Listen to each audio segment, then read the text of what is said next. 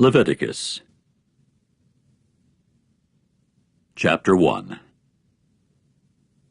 And Jehovah proceeded to call Moses and speak to him out of the tent of meeting, saying, Speak to the sons of Israel, and you must say to them, In case some man of you would present an offering to Jehovah from the domestic animals, you should present your offering from the herd and from the flock. If his offering is a burnt offering from the herd, a male, a sound one, is what he should present. At the entrance of the tent of meeting he should present it of his own free will before Jehovah. And he must lay his hand upon the head of the burnt offering, and it must be graciously accepted for him to make atonement for him.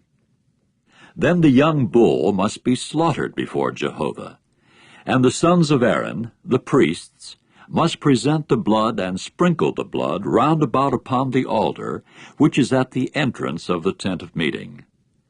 And the burnt offering must be skinned and cut up into its parts. And the sons of Aaron, the priests, must put fire on the altar and set wood in order on the fire. And the sons of Aaron, the priests, must set the pieces in order with the head and the suet over the wood that is on the fire that is on the altar. And its intestines and its shanks will be washed with water, and the priest must make all of its smoke on the altar as a burnt offering, an offering made by fire of a restful odor to Jehovah. And if his offering for a burnt offering is from the flock, from the young rams or the goats, a male, a sound one, is what he will present.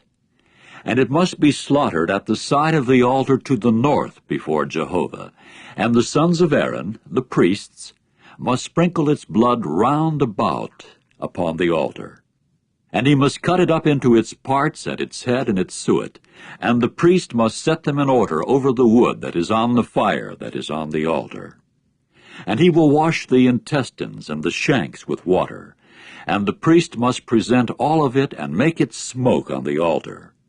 It is a burnt offering, an offering made by fire of a restful odor to Jehovah.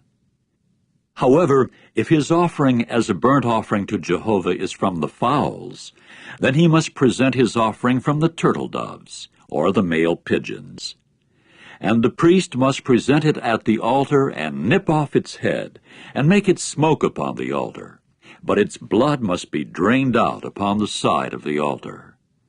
And he must remove its crop with its feathers, and throw it beside the altar, to the east, to the place for the fatty ashes. And he must cleave it at its wings. He must not divide it. Then the priest must make it smoke on the altar over the wood that is on the fire. It is a burnt offering, an offering made by fire of a restful odor to Jehovah. Chapter 2. Now in case some soul would present as an offering a grain offering to Jehovah, his offering should prove to be fine flour, and he must pour oil over it and put frankincense upon it. And he must bring it to the sons of Aaron, the priests, and the priest must grasp from it his handful of its fine flour and its oil, along with all its frankincense. And he must make it smoke as a remembrancer of it upon the altar, as an offering made by fire of a restful odor to Jehovah. And what is left of the grain offering belongs to Aaron and his sons, as something most holy from Jehovah's offerings made by fire. And in case you would present as an offering a grain offering in the way of something baked in the oven, it should be of fine flour, unfermented ring-shaped cakes moistened with oil, or unfermented wafers smeared with oil. And if your offering is a grain offering from off the griddle, it should prove to be of fine flour moistened with oil, unfermented. There should be a breaking of it up into pieces, and you must pour oil upon it. It is a grain offering.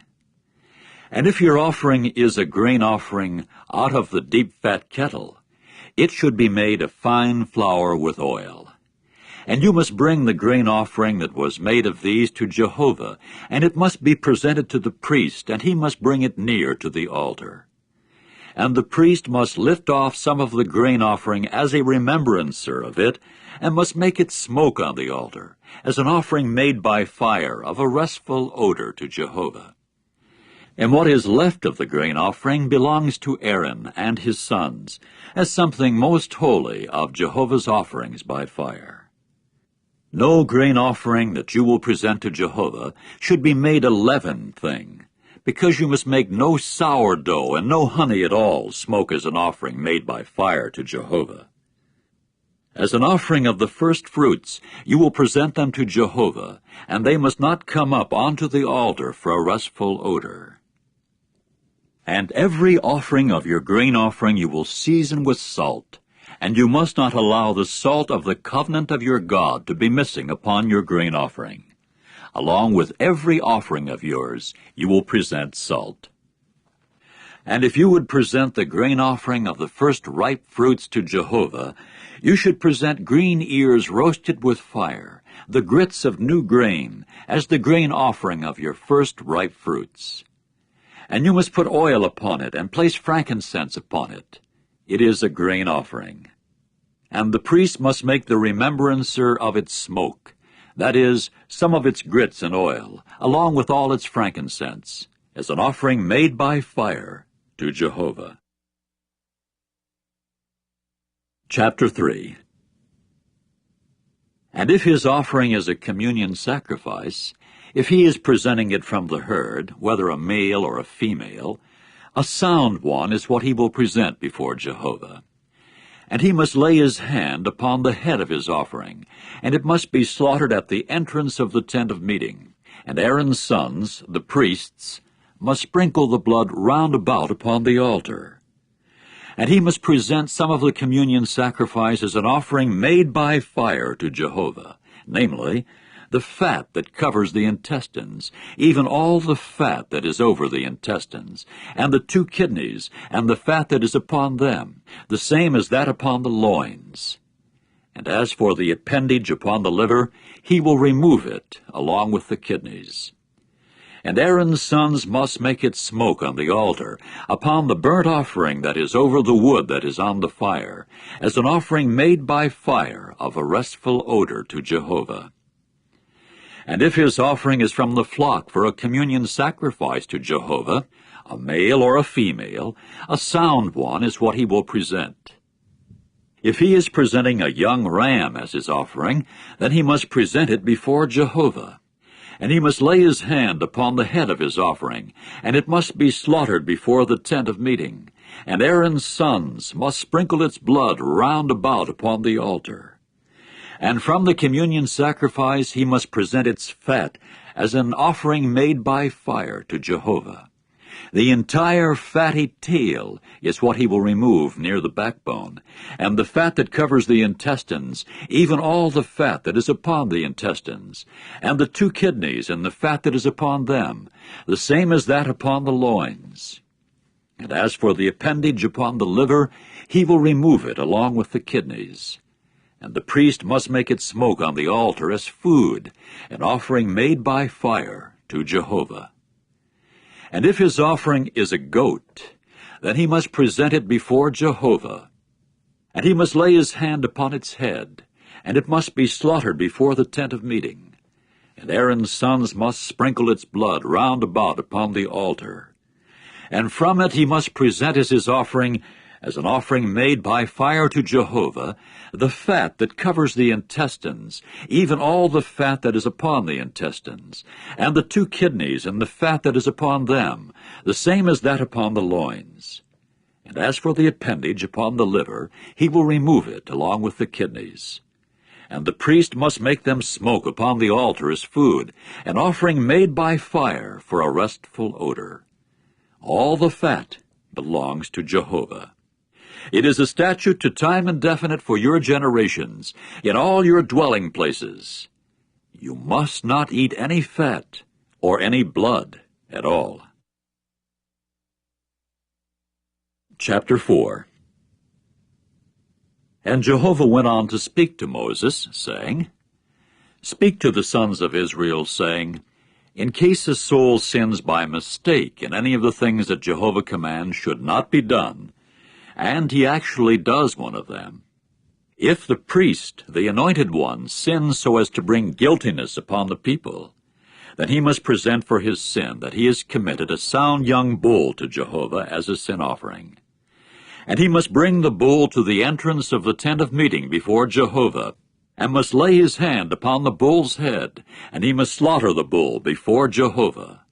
And the priest, the anointed one, must take some of the bull's blood and bring it into the tent of meeting. And the priest must dip his finger in the blood, and spatter some of the blood 7 times before Jehovah in front of the curtain of the holy place. And the priest must put some of the blood upon the horns of the altar of perfumed incense before Jehovah, which is in the tent of meeting. And all the rest of the bull's blood he will pour at the base of the altar of burnt offering, which is at the entrance of the tent of meeting.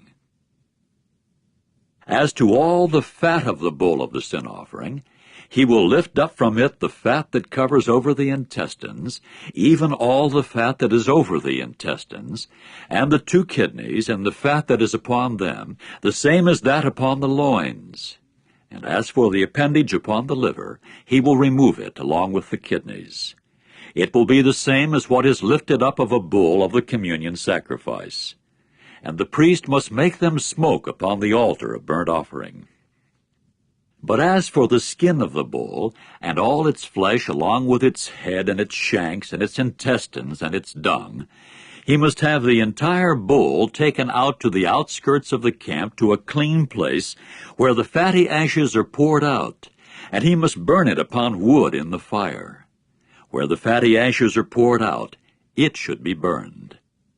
Now if the entire assembly of Israel makes a mistake, and the matter has been hidden from the eyes of the congregation, in that they have done one of all the things that Jehovah commands should not be done, and so have become guilty, and the sin that they have committed against it has become known, then the congregation must present a young bull for a sin offering, and must bring it before the tent of meeting. And the older men of the assembly must lay their hands upon the bull's head before Jehovah, and the bull must be slaughtered before Jehovah. Then the priest, the anointed one, must bring some of the bull's blood into the tent of meeting. And the priest must dip his finger into some of the blood, and spatter it 7 times before Jehovah in front of the curtain. And he will put some of the blood upon the horns of the altar that is before Jehovah, which is in the tent of meeting. And all the rest of the blood he will pour at the base of the altar of burnt offering, which is at the entrance of the tent of meeting. And he will lift up all its fat from it, and he must make it smoke on the altar. And he must do to the bull just as he did to the other bull of the sin offering. That is the way he will do to it. And the priest must make an atonement for them, and so it must be forgiven them. And he must have the bull taken out to the outskirts of the camp, and must burn it, just as he burned the first bull. It is a sin offering for the congregation. When a chieftain sins, and he does commit unintentionally one of all the things that Jehovah his God commands should not be done, and so has become guilty, or his sin that he has committed against the commandment has been made known to him, then he must bring as his offering a male kid of the goats, a sound one. And he must lay his hand upon the head of the young goat, and slaughter it in the place where the burnt offering is regularly slaughtered before Jehovah. It is a sin offering. And the priest must take some of the blood of the sin offering with his finger, and put it upon the horns of the altar of burnt offering, and he will pour the rest of its blood at the base of the altar of burnt offering. And he will make all its fat smoke on the altar, like the fat of the communion sacrifice. And the priest must make an atonement for him for his sin, and so it must be forgiven him. And if any soul of the people of the land sins unintentionally by his doing one of the things that Jehovah commands should not be done, and he does become guilty, or his sin that he has committed has been made known to him, then he must bring as his offering a female kid of the goats, a sound one, for his sin that he has committed. And he must lay his hand upon the head of the sin offering, and slaughter the sin offering in the same place as the burnt offering. And the priest must take some of its blood with his finger, and put it upon the horns of the altar of burnt offering, and he will pour all the rest of its blood at the base of the altar. And he will remove all its fat, just as the fat was removed from off the communion sacrifice. And the priest must make it smoke on the altar as a restful odor to Jehovah, and the priest must make an atonement for him, and so it must be forgiven him. But if he would bring a lamb as his offering for a sin offering, a sound female lamb is what he should bring. And he must lay his hand upon the head of the sin offering, and slaughter it as a sin offering in the place where the burnt offering is regularly slaughtered. And the priest must take some of the blood of the sin offering with his finger, and put it upon the horns of the altar of burnt offering, and he will pour all the rest of its blood at the base of the altar. And he will remove all its fat, the same as the fat of the young ram of the communion sacrifice is regularly removed. And the priest must make them smoke on the altar upon Jehovah's offerings made by fire. And the priest must make an atonement for him for his sin that he has committed, and so it must be forgiven him. Chapter 5. Now in case a soul sins in that he has heard public cursing, and he is a witness, or he has seen it, or has come to know of it, if he does not report it, then he must answer for his error. Or when a soul touches some unclean thing, whether the dead body of an unclean wild beast, or the dead body of an unclean domestic animal, or the dead body of an unclean swarming creature, although it has been hidden from him, still he is unclean and has become guilty. Or in case he touches the uncleanness of a man as respects any uncleanness of his, with which he may become unclean, although it had been hidden from him, and yet he himself has come to know it, then he has become guilty. Or in case a soul swears to the extent of speaking thoughtlessly with his lips to do evil or to do good as respects anything at all that the man might speak thoughtlessly in a sworn statement, although it had been hidden from him, and yet he himself has come to know it, then he has become guilty as respects one of these things. And it must occur that in case he becomes guilty as respects one of these things, then he must confess in what way he has sinned. And he must bring his guilt offering to Jehovah for his sin that he has committed, namely, a female from the flock, a female lamb or a female kid of the goats, for a sin offering, and the priest must make an atonement for him for his sin. If, though, he cannot afford enough for a sheep, then he must bring as his guilt offering for the sin that he has committed 2 turtle doves, or 2 male pigeons to Jehovah, one for a sin offering, and one for a burnt offering. And he must bring them to the priest, who must present first the one for the sin offering, and nip off its head at the front of its neck, but he should not sever it. And he must spatter some of the blood of the sin offering upon the side of the altar, but the remainder of the blood will be drained out at the base of the altar. It is a sin offering. And the other one he will handle as a burnt offering according to the regular procedure, and the priest must make an atonement for him for his sin that he has committed, and so it must be forgiven him. Now if he does not have the means for 2 turtle doves or 2 male pigeons, then he must bring as his offering for the sin he has committed the 1/10 of an ephah of fine flour for a sin offering. He must not put oil upon it, and he must not place frankincense upon it, for it is a sin offering. And he must bring it to the priest, and the priest must grasp from it his handful as a remembrancer of it, and must make it smoke on the altar upon Jehovah's offerings made by fire. It is a sin offering. And the priest must make an atonement for him for his sin that he has committed, any one of these sins, and so it must be forgiven him, and it must become the priest's, the same as a grain offering.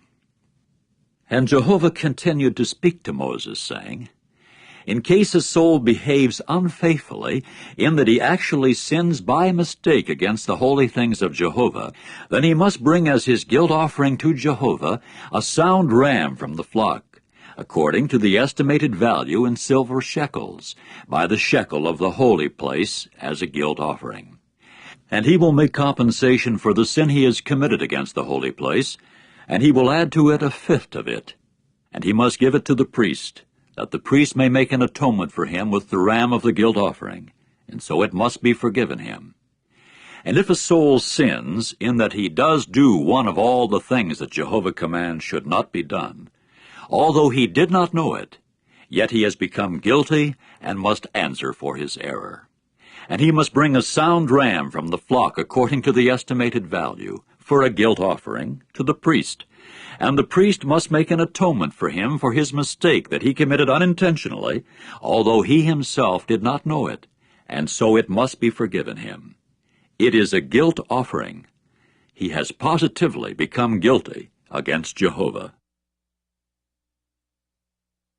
Chapter 6.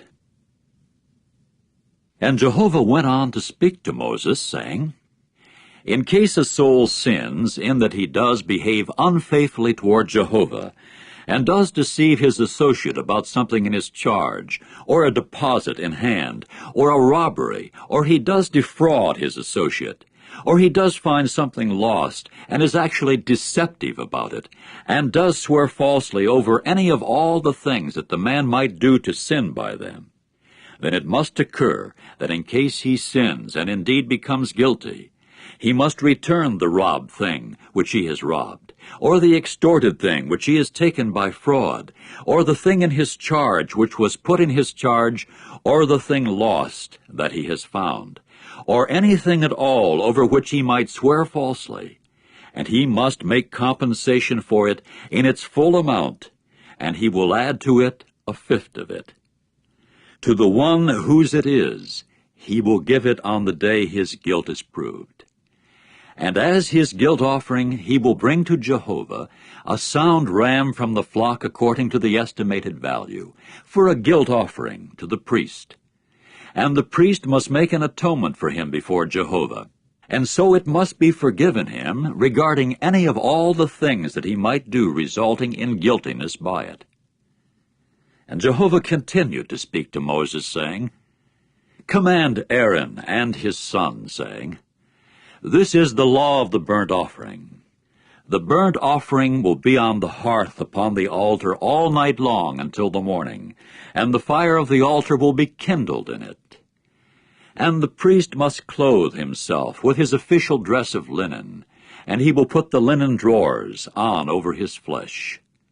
Then he must lift up the fatty ashes of the burnt offering that the fire regularly consumes upon the altar, and he must place them beside the altar.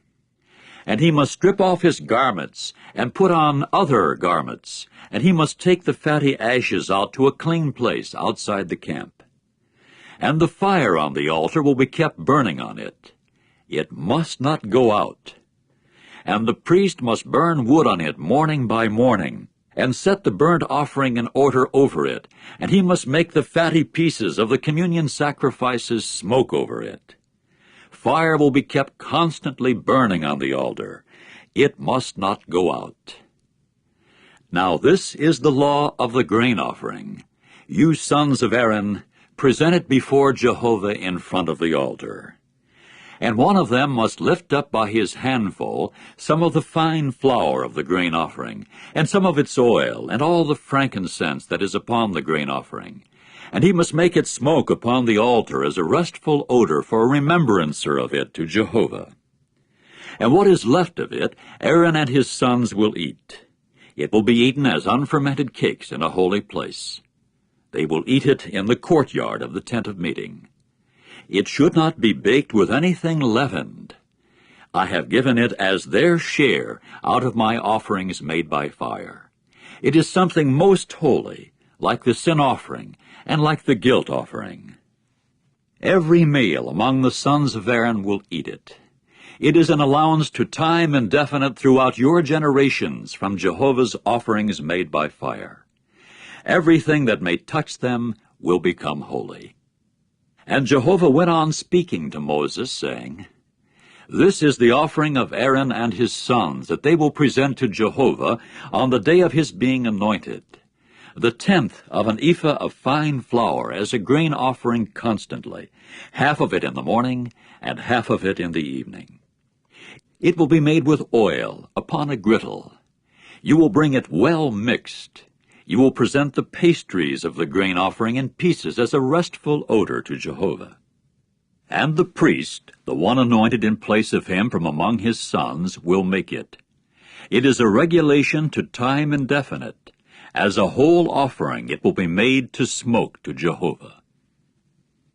And every grain offering of a priest should prove to be a whole offering. It must not be eaten. And Jehovah spoke further to Moses, saying, Speak to Aaron and his sons, saying, This is the law of the sin offering. In the place where the burnt offering is regularly slaughtered, the sin offering will be slaughtered before Jehovah. It is a most holy thing. The priest who offers it for sin will eat it. In a holy place it will be eaten in the courtyard of the tent of meeting. Everything that may touch its flesh will become holy. And when anyone spatters some of its blood upon the garment, you will wash what he spatters blood upon in a holy place. And the earthenware vessel in which it may be boiled is to be shattered. But if it was boiled in a copper vessel, then it must be scoured and rinsed with water. Every male among the priests will eat it. It is something most holy. However, no sin offering of which some of the blood will be brought into the tent of meeting to make atonement in the holy place must be eaten. It is to be burned with fire. Chapter 7. And this is the law of the guilt offering. It is something most holy. In the place where they regularly slaughter the burnt offering, they will slaughter the guilt offering, and its blood one will sprinkle round about upon the altar. As for all its fat, he will present of it the fatty tail, and the fat that covers the intestines, and the 2 kidneys, and the fat that is upon them, the same as that upon the loins. And as for the appendage upon the liver, he will remove it along with the kidneys.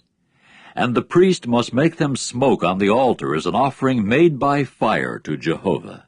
It is a guilt offering. Every male among the priests will eat it. In a holy place it will be eaten. It is something most holy. Like the sin offering, so is the guilt offering. There is one law for them. The priest who will make atonement with it, his it will become. As for the priest who presents the burnt offering of any man, the skin of the burnt offering that he has presented to the priest will become his. And every grain offering that may be baked in the oven, and every one made in the deep fat kettle, and upon the griddle, belongs to the priest who presents it. It will become his. But every grain offering that is moistened with oil or dry will come to be for all of Aaron's sons, for the one the same as for the other. Now this is the law of the communion sacrifice that anyone will present to Jehovah. If he would present it in expression of thanksgiving, then he must present along with the sacrifice of thanksgiving unfermented ring-shaped cakes moistened with oil, and unfermented wafers smeared with oil, and well-mixed fine flour as ring-shaped cakes moistened with oil.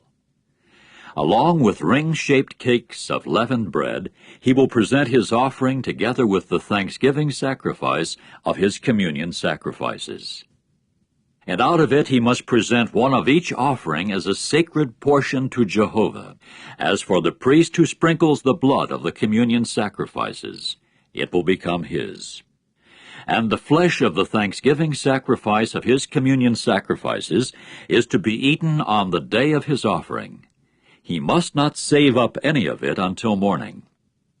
And if the sacrifice of his offering is a vow or a voluntary offering, it is to be eaten on the day of his presenting his sacrifice, and on the next day what is left of it also may be eaten.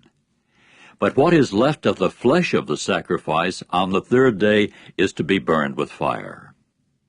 However, if any of the flesh of his communion sacrifice should at all be eaten on the 3rd day, the one presenting it will not be accepted with approval.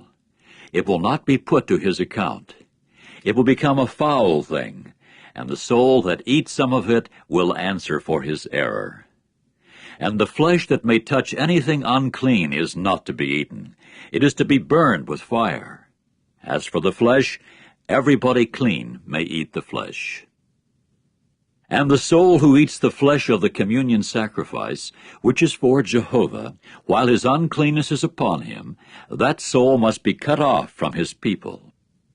And in case a soul touches anything unclean, the uncleanness of a man or an unclean beast or any unclean loathsome thing, and actually eats some of the flesh of the communion sacrifice, which is for Jehovah, that soul must be cut off from his people. And Jehovah continued to speak to Moses, saying, Speak to the sons of Israel, saying, You must not eat any fat of a bull or a young ram or a goat. Now the fat of a body already dead, and the fat of an animal torn to pieces may be used for anything else conceivable, but you must not eat it at all. For anyone eating fat from the beast from which he presents it as an offering made by fire to Jehovah, the soul that eats must be cut off from his people. And you must not eat any blood in any places where you dwell, whether that of fowl or that of beast. Any soul who eats any blood, that soul must be cut off from his people. And Jehovah went on to speak to Moses, saying, Speak to the sons of Israel, saying, He who presents his communion sacrifice to Jehovah will bring his offering to Jehovah from his communion sacrifice. His hands will bring as Jehovah's offerings, made by fire, the fat upon the breast. He will bring it with the breast to wave it to and fro, as a wave offering before Jehovah. And the priest must make the fat smoke upon the altar, but the breast must become Aaron's and his sons. And you will give the right leg as a sacred portion to the priest from your communion sacrifices. That one of Aaron's sons who presents the blood of the communion sacrifices and the fat, the right leg will become his as a portion. For the breast of the wave offering and the leg of the sacred portion I do take from the sons of Israel from their communion sacrifices, and I shall give them to Aaron the priest and his sons, as a regulation to time indefinite from the sons of Israel.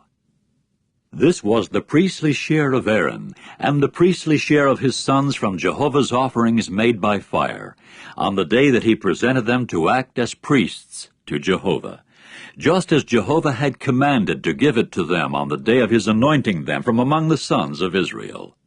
It is a statute to time indefinite for their generations. This is the law concerning the burnt offering, the grain offering, and the sin offering, and the guilt offering, and the installation sacrifice, and the communion sacrifice, just as Jehovah had commanded Moses in Mount Sinai, in the day of his commanding the sons of Israel to present their offerings to Jehovah in the wilderness of Sinai. Chapter 8. And Jehovah proceeded to speak to Moses, saying, Take Aaron and his sons with him, and the garments, and the anointing oil, and the bull of the sin offering, and the 2 rams, and the basket of unfermented cakes, and make all the assembly congregate at the entrance of the tent of meeting. Then Moses did just as Jehovah had commanded him, and the assembly congregated at the entrance of the tent of meeting. Moses now said to the assembly, This is the thing that Jehovah has given command to do. So Moses brought Aaron and his sons near and washed them with water. After that he put the robe upon him, and girded him with the sash, and clothed him with the sleeveless coat, and put the ephod upon him, and girded him with the girdle of the ephod, and bound it closely to him with it. Next he placed the breastpiece upon him, and put in the breastpiece the Urim and the Thummim. Then he placed the turban upon his head, and placed upon the turban at the forefront of it the shining plate of gold, the holy sign of dedication, just as Jehovah had commanded Moses. Moses now took the anointing oil, and anointed the tabernacle, and all that was in it, and sanctified them. After that he spattered some of it 7 times upon the altar, and anointed the altar and all its utensils, and the basin, and its stand, so as to sanctify them. Finally he poured some of the anointing oil upon Aaron's head, and anointed him so as to sanctify him. Moses then brought Aaron's sons near, and clothed them with robes, and girded them with sashes, and wrapped the headgear upon them, just as Jehovah had commanded Moses. Then he led up the bull of the sin offering, and Aaron and his sons laid their hands upon the head of the bull of the sin offering. And Moses proceeded to slaughter it, and take the blood, and put it with his finger upon the horns of the altar round about, and purify the altar from sin. But the rest of the blood he poured at the base of the altar, that he might sanctify it to make atonement upon it. After that he took all the fat that was upon the intestines, and the appendage of the liver, and the 2 kidneys and their fat, and Moses made them smoke upon the altar. And he had the bull and its skin and its flesh and its dung burned with fire outside the camp, just as Jehovah had commanded Moses. He now brought the ram of the burnt offering near, and Aaron and his sons then laid their hands upon the head of the ram. After that Moses slaughtered it, and sprinkled the blood round about upon the altar. And he cut up the ram into its pieces, and Moses proceeded to make the head and the pieces and the suet smoke. And the intestines and the shanks he washed with water, and Moses then made the entire ram smoke upon the altar. It was a burnt offering for a restful odor. It was an offering made by fire to Jehovah, just as Jehovah had commanded Moses. Then he brought the second ram, the ram of the installation, near, and Aaron and his sons laid their hands upon the ram's head. After that Moses slaughtered it, and took some of its blood, and put it upon the lobe of Aaron's right ear, and upon the thumb of his right hand, and upon the big toe of his right foot. Next Moses brought Aaron's sons near, and put some of the blood upon the lobe of their right ear, and upon the thumb of their right hand, and upon the big toe of their right foot. But Moses sprinkled the rest of the blood round about upon the altar. Then he took the fat, and the fat tail, and all the fat that was upon the intestines, and the appendage of the liver, and the 2 kidneys, and their fat, and the right leg. And out of the basket of unfermented cakes that was before Jehovah, he took 1 unfermented ring-shaped cake, and 1 ring-shaped cake of oiled bread, and 1 wafer. He then placed them upon the fatty pieces and the right leg. After that he put all of them upon the palms of Aaron, and the palms of his sons, and began to wave them to and fro as a wave offering before Jehovah. Then Moses took them off their palms and made them smoke upon the altar on top of the burnt offering. They were an installation sacrifice for a restful odor. It was an offering made by fire to Jehovah. And Moses proceeded to take the breast and to wave it to and fro as a wave offering before Jehovah. From the installation ram it became the portion for Moses, just as Jehovah had commanded Moses. After that Moses took some of the anointing oil, and some of the blood that was upon the altar, and spattered it upon Aaron, and his garments, and upon his sons, and the garments of his sons with him. Thus he sanctified Aaron, and his garments, and his sons, and the garments of his sons with him. Then Moses said to Aaron and his sons, "Boil the flesh at the entrance of the tent of meeting, and there is where you will eat it, and the bread that is in the installation basket, just as I was given the command, saying, Aaron and his sons will eat it. And what is left over of the flesh and the bread you will burn with fire. And you must not go out from the entrance of the tent of meeting for 7 days, until the day of fulfilling the days of your installation, because it will take 7 days to fill your hand with power. Just as it has been done this day, Jehovah has commanded to be done so as to make atonement for you. And you will stay at the entrance of the tent of meeting day and night for 7 days, and you must keep the obligatory watch of Jehovah, that you may not die. For so I have been commanded." And Aaron and his sons proceeded to do all the things that Jehovah had commanded by means of Moses.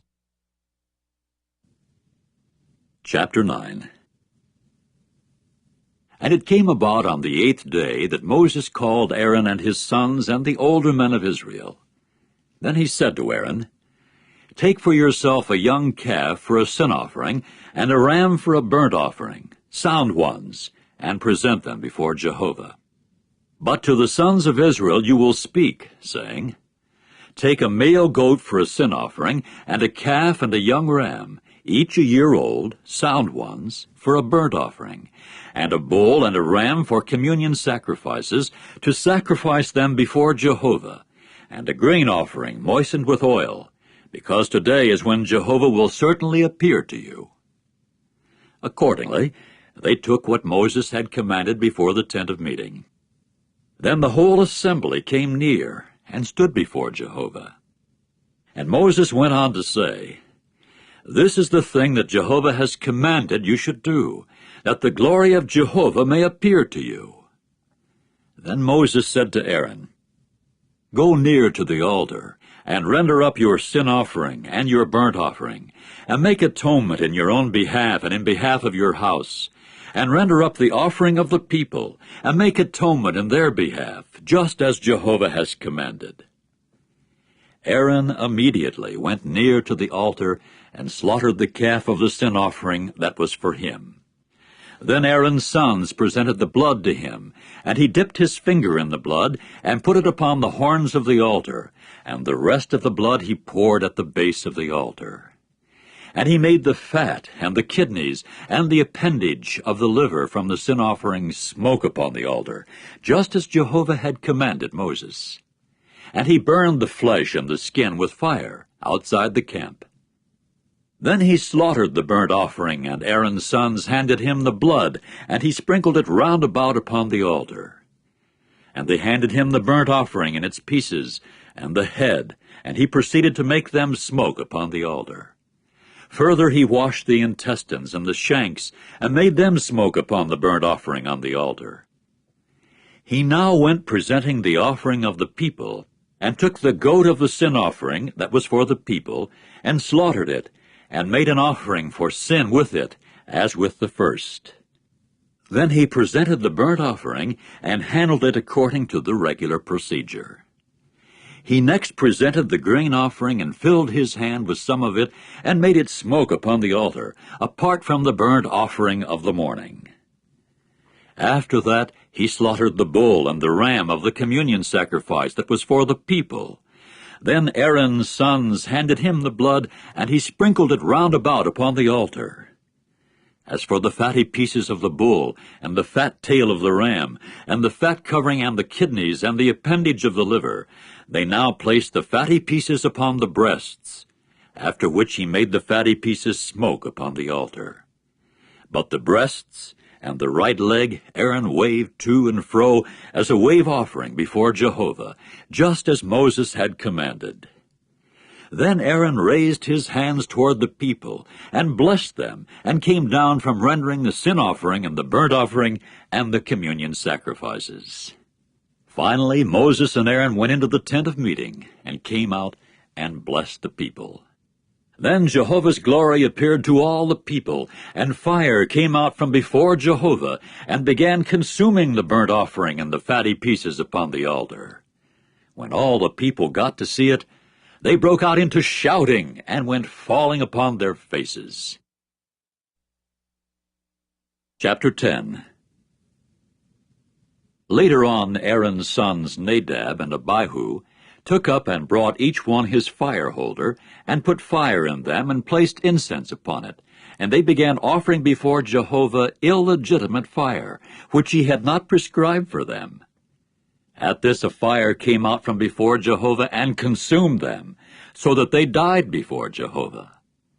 Then Moses said to Aaron, This is what Jehovah has spoken, saying, Among those near to me let me be sanctified, and before the face of all the people let me be glorified. And Aaron kept silent. So Moses called Mishael and Elzaphan, the sons of Uzziel, Aaron's uncle, and said to them, "Come near, carry your brothers from in front of the holy place to outside the camp." They accordingly came near, and carried them in their robes to outside the camp, just as Moses had spoken. Subsequently Moses said to Aaron and to Eleazar and Ithamar his other sons, "Do not let your heads go ungroomed, and you must not tear your garments, that you may not die, and that he may not become indignant against all the assembly. But your brothers of the whole house of Israel will do the weeping over the burning, which Jehovah has made burn. And from the entrance of the tent of meeting you must not go out for fear you may die, because Jehovah's anointing oil is upon you." So they did according to Moses' word.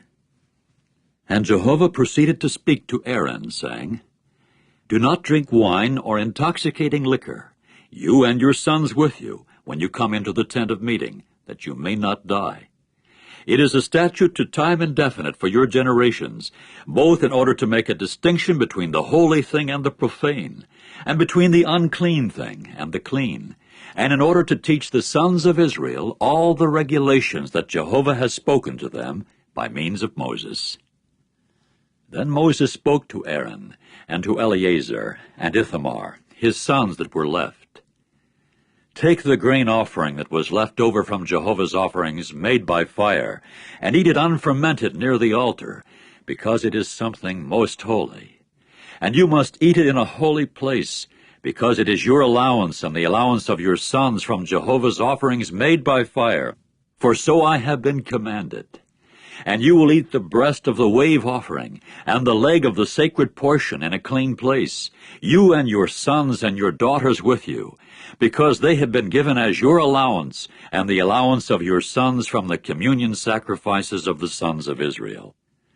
They will bring the leg of the sacred portion, and the breast of the wave offering along with the offerings made by fire, of the fatty pieces, in order to wave the wave offering to and fro before Jehovah. And it must serve as an allowance to time indefinite for you, and your sons with you, just as Jehovah has commanded." And Moses searched thoroughly for the goat of the sin offering, and look, it had been burned up. So he grew indignant at Eleazar and Ithamar, Aaron's sons that were left, saying, "Why did you not eat the sin offering in the place that is holy, since it is something most holy, and he has given it to you that you may answer for the error of the assembly, so as to make atonement for them before Jehovah? Look, its blood has not been brought into the holy place within. You should have eaten it without fail in the holy place, just as I have been commanded." At this Aaron spoke to Moses, "Look, today they have presented their sin offering and their burnt offering before Jehovah, while such things as these began to befall me. And had I eaten the sin offering today, would it prove satisfactory in Jehovah's eyes?" When Moses got to hear that, then it proved satisfactory in his eyes. Chapter 11. And Jehovah proceeded to speak to Moses and Aaron, saying to them, "Speak to the sons of Israel, saying, This is the living creature that you may eat of all the beasts that are upon the earth. Every creature that splits the hoof and forms a cleft in the hoofs, and chews the cud among the beasts, that is what you may eat. Only this is what you must not eat among the chewers of the cud and the splitters of the hoof: the camel, because it is a chewer of the cud, but is no splitter of the hoof. It is unclean for you. Also the rock badger, because it is a chewer of the cud, but does not split the hoof. It is unclean for you. Also the hare, because it is a chewer of the cud, but it does not have the hoof split.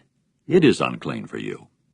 Also the pig, because it is a splitter of the hoof, and a former of a cleft in the hoof, but it itself does not chew the cud. It is unclean for you. You must not eat any of their flesh, and you must not touch their dead body. They are unclean for you. This is what you may eat of everything that is in the waters. Everything that has fins and scales in the waters, in the seas and in the torrents, those you may eat. and everything in the seas and the torrents that has no fins and scales, out of every swarming creature of the waters, and out of every living soul that is in the waters, they are a loathsome thing for you.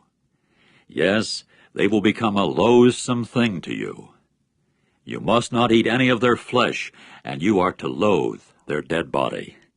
Everything in the waters that has no fins and scales is a loathsome thing to you. And these are what you will loathe among the flying creatures. They should not be eaten. They are a loathsome thing. The eagle and the osprey and the black vulture, and the red kite and the black kite according to its kind, and every raven according to its kind, and the ostrich and the owl and the gull and the falcon according to its kind, and the little owl and the cormorant and the long-eared owl, and the swan and the pelican and the vulture, and the stork, the heron according to its kind, and the hoopoe and the bat. Every winged, swarming creature that goes on all fours is a loathsome thing to you. Only this is what you may eat of all the winged, swarming creatures that go upon all fours, those that have leaper legs above their feet with which to leap upon the earth. These are the ones of them you may eat of: the migratory locust according to its kind, and the edible locust after its kind, and the cricket according to its kind, and the grasshopper according to its kind. And every other winged, swarming creature that does have 4 legs is a loathsome thing to you. So by these you would make yourselves unclean. Every one touching their dead bodies will be unclean until the evening. And every one carrying any of their dead bodies will wash his garments, and he must be unclean until the evening. As for any beast that is a splitter of the hoof, but is not a former of a cleft, and is not a chewer of the cud, they are unclean for you. Every one touching them will be unclean. As for every creature going upon its paws, among all the living creatures that go on all fours, they are unclean to you. Every one touching their dead bodies will be unclean until the evening. And he who carries their dead bodies will wash his garments, and he must be unclean until the evening. They are unclean to you. And this is what is unclean to you among the swarming creatures that swarm upon the earth: the mole rat and the jerboa, and the lizard according to its kind, and the gecko fanfoot, and the large lizard, and the newt, and the sand lizard, and the chameleon. These are unclean to you among all the swarming creatures. Every one touching them in their death state will be unclean until the evening. Now anything upon which any of them should fall in its death state will be unclean, whether it be some wooden vessel, or a garment, or a skin, or sackcloth. Any vessel of which some use is made will be put in water, and it must be unclean until the evening, and then be clean.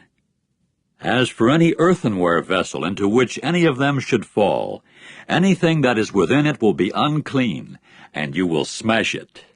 Any sort of food that may be eaten upon which water may come from it will be unclean, and any drink that may be drunk in any vessel will be unclean, and everything upon which any of their dead bodies may fall will be unclean. Whether oven or jar stand, it is to be broken down. They are unclean, and they will become unclean to you. Only a spring and a pit of impounded waters will continue clean, but any one touching their dead bodies will be unclean. And should any of their dead bodies fall upon any seed of a plant that is to be sown, it is clean. But in case water should be put upon seed, and something of their dead bodies had fallen upon it, it is unclean to you. Now in case any beast that is yours for food should die, he who touches its dead body will be unclean until the evening. And he who eats any of its dead body will wash his garments, and he must be unclean until the evening. And he who carries off its dead body will wash his garments, and he must be unclean until the evening. And every swarming creature that swarms upon the earth is a loathsome thing. It must not be eaten. As for any creature that goes upon the belly, and any creature that goes on all fours, or any great number of feet of all the swarming creatures that swarm upon the earth, you must not eat them, because they are a loathsome thing. Do not make your souls loathsome with any swarming creature that swarms, and you must not make yourselves unclean by them, and actually get unclean by them. For I am Jehovah your God, and you must sanctify yourselves, and you must prove yourselves holy, because I am holy. So you must not make your souls unclean by any swarming creature that moves upon the earth. For I am Jehovah who is leading you up out of the land of Egypt to prove myself God to you, and you must prove yourselves holy, because I am holy. This is the law about the beast and the flying creature and every living soul that moves about in the waters, and concerning every soul that swarms upon the earth, in order to make a distinction between the unclean and the clean, and between the living creature that is eatable and the living creature that may not be eaten. Chapter 12.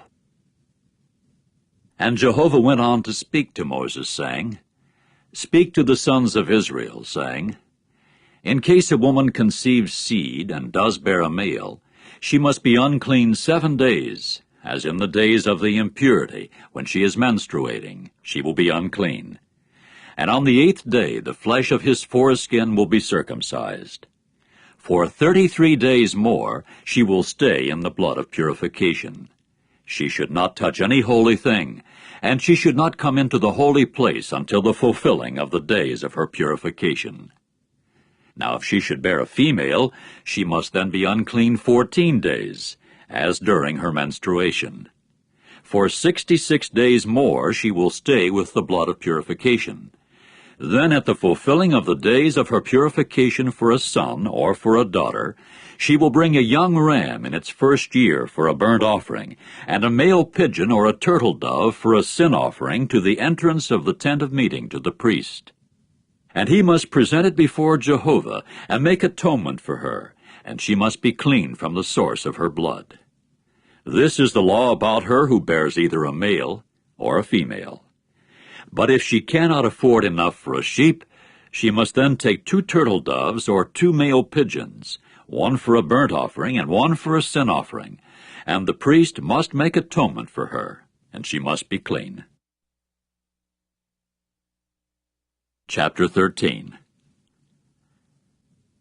And Jehovah proceeded to speak to Moses and Aaron, saying, In case a man develops in the skin of his flesh an eruption or a scab or a blotch, and it does develop in the skin of his flesh into the plague of leprosy, he must then be brought to Aaron the priest, or to one of his sons, the priests.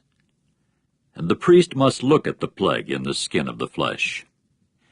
When the hair in the plague has turned white, and the appearance of the plague is deeper than the skin of his flesh, it is the plague of leprosy. And the priest must look at it, and he must declare him unclean. But if the blotch is white in the skin of his flesh, and its appearance is not deeper than the skin, and its hair has not turned white, the priest must then quarantine the plague 7 days. And the priest must look at him on the 7th day. And if in the way it looks the plague has stopped, the plague has not spread in the skin, the priest must also quarantine him another 7 days. And the priest must look at him on the 7th day the 2nd time. And if the plague has grown dull, and the plague has not spread in the skin, the priest must also pronounce him clean. It was a scab, and he must wash his garments and be clean. But if the scab has unquestionably spread in the skin after his appearing before the priest for the establishment of his purification, he must then appear the 2nd time before the priest, and the priest must take a look. And if the scab has spread in the skin, the priest must then declare him unclean. It is leprosy. In case the plague of leprosy develops in a man, he must then be brought to the priest. And the priest must take a look.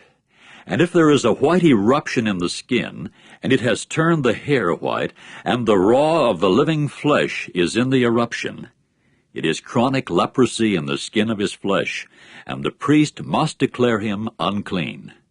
He should not quarantine him, for he is unclean. Now if the leprosy unquestionably breaks out in the skin, and the leprosy does cover all the skin of the one with the plague from his head to his feet, to the full sight of the priest's eyes, and the priest has looked, and there the leprosy has covered all his flesh, he must then pronounce the plague clean. All of it has turned white. He is clean. But on the day the living flesh appears in it, he will be unclean, and the priest must see the living flesh, and he must declare him unclean. The living flesh is unclean.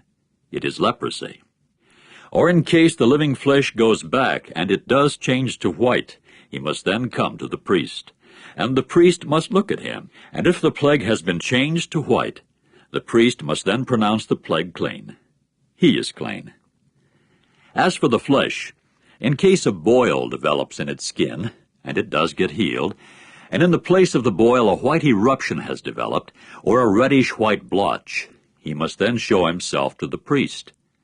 And the priest must look, and if its appearance is lower than the skin, and its hair has turned white, the priest must then declare him unclean.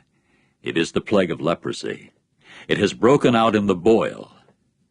But if the priest looks at it, and there is no white hair in it, and it is not deeper than the skin, and it is dull, the priest must then quarantine him 7 days. And if it unmistakably spreads in the skin, the priest must then declare him unclean. It is a plague. But if in its place the blotch should stand, it has not spread.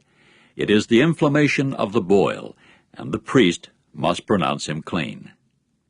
Or in case there comes to be a scar in the skin of the flesh from the fire, and the raw flesh of the scar does become a reddish-white blotch or a white one, the priest must then look at it. And if the hair has been changed white in the blotch, and its appearance is deeper than the skin, it is leprosy. It has broken out in the scar, and the priest must declare him unclean. It is the plague of leprosy. But if the priest looks at it, and there is no white hair in the blotch, and it is not lower than the skin, and it is dull, the priest must then quarantine him 7 days. And the priest must look at him on the 7th day. If it unmistakably spreads in the skin, the priest must then declare him unclean. It is the plague of leprosy. But if the blotch stands in its place, it has not spread in the skin, and it is dull, it is an eruption of the scar, and the priest must pronounce him clean, because it is an inflammation of the scar. As for a man or a woman, in case a plague develops in such one on the head or on the chin, the priest must then see the plague. And if its appearance is deeper than the skin, and the hair is yellow and scarce in it, the priest must then declare such one unclean. It is an abnormal falling off of hair. It is leprosy of the head or of the chin. But in case the priest sees the plague of abnormal falling off of hair, and look, its appearance is not deeper than the skin, and there is no black hair in it, the priest must then quarantine the plague of abnormal falling off of hair 7 days. And the priest must look at the plague on the 7th day, and if the abnormal falling off of hair has not spread, and no yellow hair has developed in it, and the appearance of the abnormal falling off of hair is not deeper than the skin, he must then have himself shaved.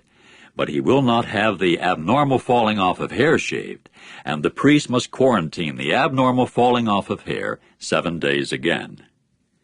And the priest must look at the abnormal falling off of hair on the 7th day, and if the abnormal falling off of hair has not spread in the skin, and its appearance is not deeper than the skin, the priest must then pronounce him clean, and he must wash his garments and be clean.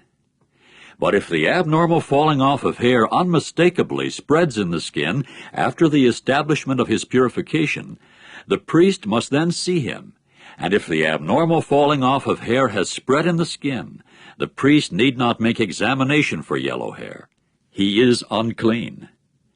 But if in its look the abnormal falling off of hair has stood, and black hair has grown in it, the abnormal falling off of hair has been healed. He is clean, and the priest must pronounce him clean. As for a man or a woman, in case blotches develop in the skin of their flesh, white blotches, the priest must then take a look, and if the blotches in the skin of their flesh are dull white, it is a harmless eruption. It has broken out in the skin. He is clean. As for a man, in case his head grows bald, it is baldness. He is clean. And if his head grows bald up in front, it is forehead baldness. He is clean. But in case a reddish-white plague develops in the baldness of the crown or of the forehead, it is leprosy breaking out in the baldness of his crown or of his forehead. And the priest must look at him. And if there is an eruption of the reddish-white plague in the baldness of his crown or of his forehead, like the appearance of leprosy in the skin of the flesh, he is a leper. He is unclean. Unclean is what the priest should declare him. His plague is on his head. As for the leprous one in whom the plague is, his garment should be torn, and his head should become ungroomed, and he should cover over the mustache and call out, "Unclean! Unclean!" All the days that the plague is in him, he will be unclean. He is unclean. He should dwell isolated. Outside the camp is his dwelling place. As for a garment, in case the plague of leprosy develops in it, whether in a woolen garment, or in a linen garment, or in the warp, or in the woof of the linen and of the wool, or in a skin, or in anything made of skin, and the yellowish-green or reddish plague does develop in the garment, or in the skin, or in the warp, or in the woof, or in any article of skin, it is the plague of leprosy, and it must be shown to the priest. And the priest must see the plague, and he must quarantine the plague 7 days. When he has seen the plague on the 7th day, that the plague has spread in the garment, or in the warp, or in the woof, or in the skin for any use for which the skin may be made, the plague is malignant leprosy. It is unclean. And he must burn the garment, or the warp, or the woof in the wool, or in the linen, or any article of skin in which the plague may develop, because it is malignant leprosy. It should be burned in the fire. But if the priest takes a look, and there now the plague has not spread in the garment, or in the warp, or in the woof, or in any article of skin, the priest must also command that they should wash that in which the plague is, and he must quarantine it a second 7 days. And the priest must look at the plague after it has been washed out, and if the plague has not changed its look, and yet the plague has not spread, it is unclean. You should burn it in the fire. It is a low spot in a threadbare patch on either its underside or its outside. But if the priest has taken a look, and there now the plague is dull after it has been washed out, he must then tear it out of the garment, or the skin, or the warp, or of the woof. However, if it still appears in the garment, or in the warp, or in the woof, or in any article of skin, it is breaking out. You should burn in the fire whatever it is in which the plague is. As for the garment, or the warp, or the woof, or any article of skin that you may wash, when the plague has disappeared from them, it must then be washed a second time, and it must be clean. This is the law of the plague of leprosy in a garment of wool, or of linen, or in the warp, or in the woof, or in any article of skin, in order to pronounce it clean, or to declare it unclean. Chapter 14. And Jehovah continued to speak to Moses, saying, This will become the law of the leper in the day for establishing his purification, when he must be brought to the priest. And the priest must go forth outside the camp, and the priest must look. And if the plague of leprosy has been cured in the leprous one, the priest must then give command, and he must take for cleansing himself 2 live clean birds, and cedar wood, and caucus scarlet material, and hyssop. And the priest must give command, and the one bird must be killed in an earthenware vessel over running water. As for the living bird, he should take it, and the cedar wood, and the caucus scarlet material, and the hyssop, and he must dip them and the living bird in the blood of the bird that was killed over the running water. Then he must spatter it 7 times upon the one cleansing himself from the leprosy, and he must pronounce him clean, and he must send away the living bird over the open field. And the one cleansing himself must wash his garments, and shave off all his hair, and bathe in water, and must be clean. And afterward he may come into the camp. And he must dwell outside his tent 7 days. And it must occur on the 7th day that he should shave off all his hair on his head, and his chin, and his eyebrows. Yes, he should shave off all his hair, and he must wash his garments and bathe his flesh in water, and he must be clean. And on the 8th day he will take 2 sound young rams and 1 sound female lamb in its first year, and 3/10 of an ephah of fine flour as a grain offering moistened with oil, and 1 log measure of oil. And the priest who pronounces him clean must present the man who is cleansing himself and the things before Jehovah at the entrance of the tent of meeting. And the priest must take the 1 young ram, and offer it for a guilt offering together with the log measure of oil, and must wave them to and fro as a wave offering before Jehovah. And he must slaughter the young ram in the place where the sin offering and the burnt offering are regularly slaughtered, in a holy place, because, like the sin offering, the guilt offering belongs to the priest. It is something most holy. And the priest must take some of the blood of the guilt offering, and the priest must put it upon the lobe of the right ear of the one cleansing himself, and upon the thumb of his right hand, and upon the big toe of his right foot.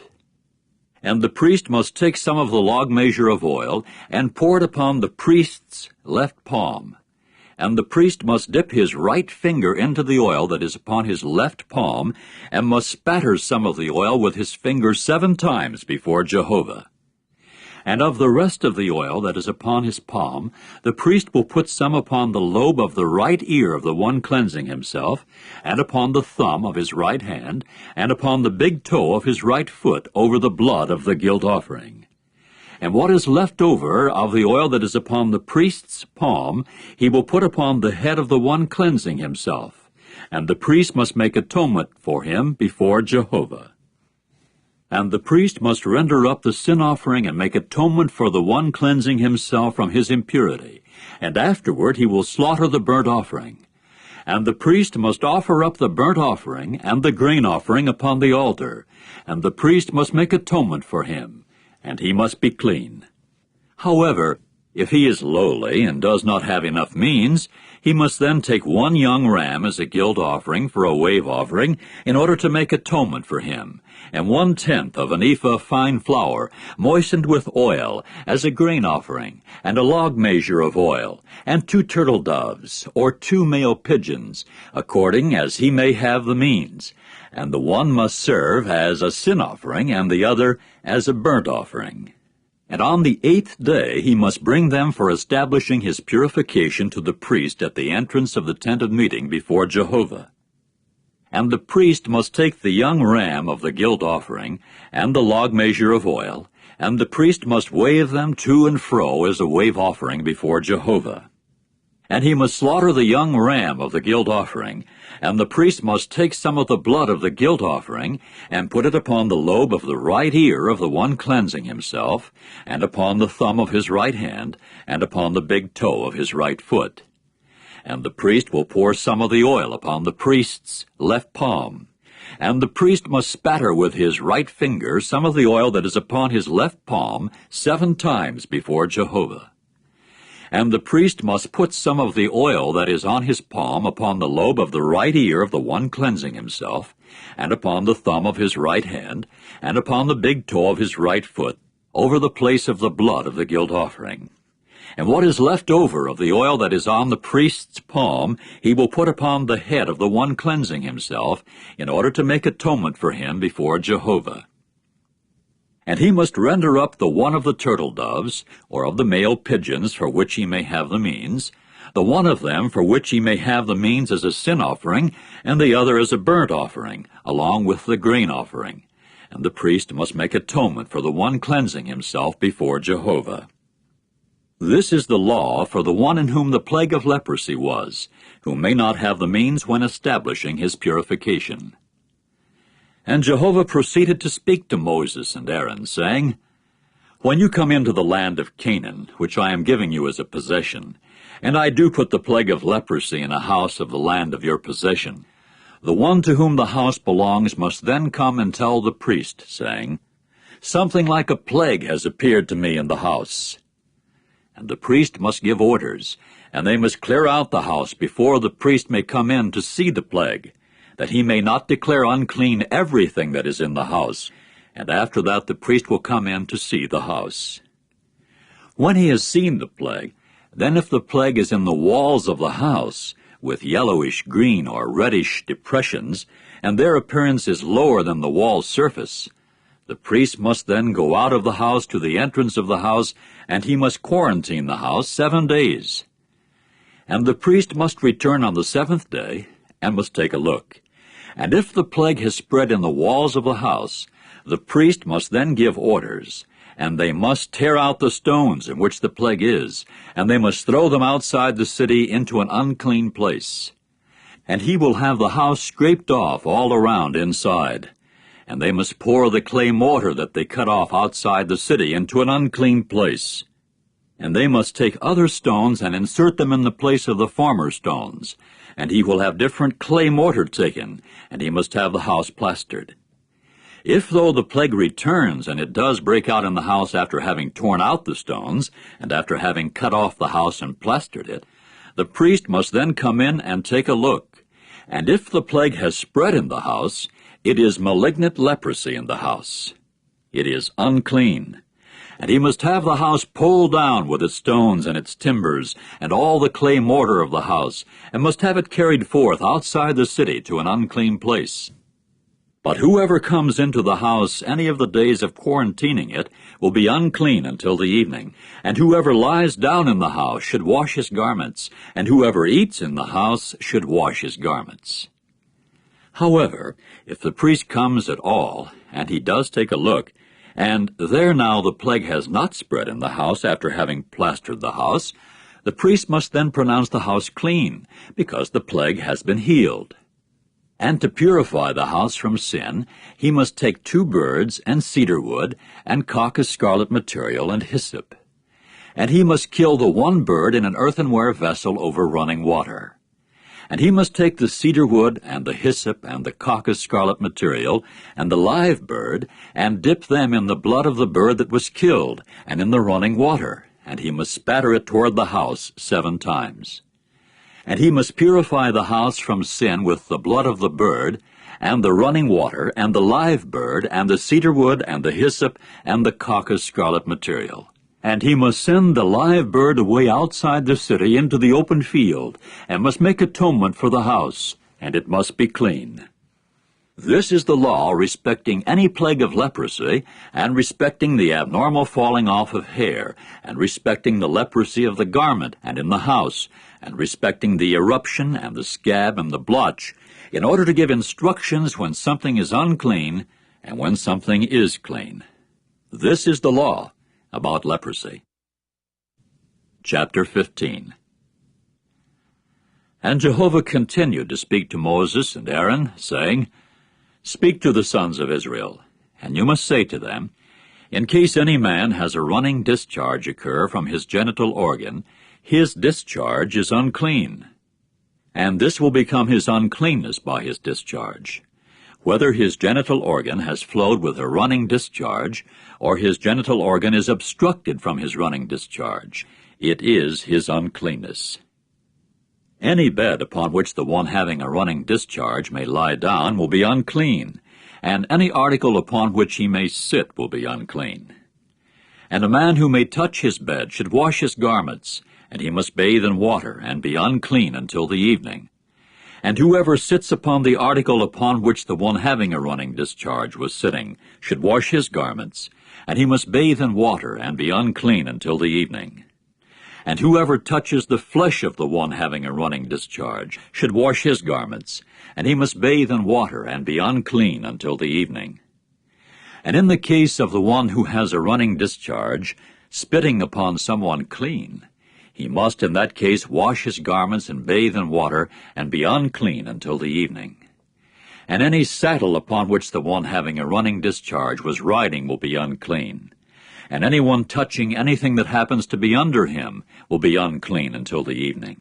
And he who carries them will wash his garments, and he must bathe in water, and be unclean until the evening. And anyone whom the one having a running discharge might touch, when he has not rinsed his hands in water, must then wash his garments, and bathe in water, and be unclean until the evening. And an earthenware vessel that the one having a running discharge might touch should be smashed, and any wooden vessel should be rinsed with water. Now in case the one having a running discharge would become clean from his running discharge, he must then count for himself 7 days for his purification, and he must wash his garments and bathe his flesh in running water, and he must be clean. And on the 8th day he should take for himself 2 turtle doves, or 2 male pigeons, and he must come before Jehovah to the entrance of the tent of meeting, and give them to the priest. And the priest must offer them, the one as a sin offering, and the other as a burnt offering, and the priest must make atonement for him before Jehovah concerning his running discharge. Now in case a man has an emission of semen go out from him, he must then bathe all his flesh in water, and be unclean until the evening. And any garment and any skin upon which the emission of semen gets to be must be washed with water, and be unclean until the evening. As for a woman with whom a man may lie down with an emission of semen, they must bathe in water, and be unclean until the evening. And in case a woman is having a running discharge, and her running discharge in her flesh proves to be blood, she should continue 7 days in her menstrual impurity, and anyone touching her will be unclean until the evening. And anything upon which she may lie down in her menstrual impurity will be unclean, and everything upon which she may sit will be unclean. And anyone touching her bed should wash his garments, and he must bathe in water, and be unclean until the evening. And anyone touching any article upon which she was sitting should wash his garments, and he must bathe in water, and be unclean until the evening. And if it was upon the bed, or upon another article that she was sitting, by his touching it he will be unclean until the evening. And if a man lies down with her at all, and her menstrual impurity comes to be upon him, he must then be unclean 7 days, and any bed upon which he might lie down will be unclean. As for a woman, in case the running discharge of her blood should be flowing many days, when it is not the regular time of her menstrual impurity, or in case she should have a flow longer than her menstrual impurity, all the days of her unclean running discharge will prove as in the days of her menstrual impurity. She is unclean. Any bed upon which she may lie any of the days of her running discharge will become for her as the bed of her menstrual impurity, and any article upon which she may sit will become unclean, like the uncleanness of her menstrual impurity. And anyone touching them will be unclean, and he must wash his garments and bathe in water, and be unclean until the evening. However, if she has become clean from her running discharge, she must also count for herself 7 days, and afterward she will be clean. And on the 8th day she should take for herself 2 turtle doves, or 2 male pigeons, and she must bring them to the priest at the entrance of the tent of meeting. And the priest must make the one a sin offering, and the other a burnt offering, and the priest must make atonement for her before Jehovah concerning her unclean running discharge. And you must keep the sons of Israel separate from their uncleanness, that they may not die in their uncleanness for their defiling of my tabernacle which is in their midst. This is the law about the man having a running discharge, and the man from whom an emission of semen may go out, so that he becomes unclean by it, and the menstruating woman in her uncleanness, and any one who has a flow of his running discharge, whether a male or a female, and whether a man who lies down with an unclean woman. Chapter 16. And Jehovah proceeded to speak to Moses after the death of Aaron's 2 sons, for their approaching before Jehovah, so that they died. And Jehovah proceeded to say to Moses, Speak to Aaron your brother, that he should not at all times come into the holy place inside the curtain, in front of the cover which is upon the ark, that he may not die, because in a cloud I shall appear over the cover. With the following Aaron should come into the holy place, with a young bull for a sin offering and a ram for a burnt offering. He should put on the holy linen robe, and the linen drawers should come upon his flesh, and he should gird himself with the linen sash and wrap himself with the linen turban. They are holy garments, and he must bathe his flesh in water and put them on. And from the assembly of the sons of Israel he should take 2 male kids of the goats for a sin offering, and 1 ram for a burnt offering. And Aaron must present the bull of the sin offering, which is for himself, and he must make atonement in behalf of himself and his house. And he must take the 2 goats and make them stand before Jehovah at the entrance of the tent of meeting. And Aaron must draw lots over the 2 goats, the one lot for Jehovah, and the other lot for Azazel.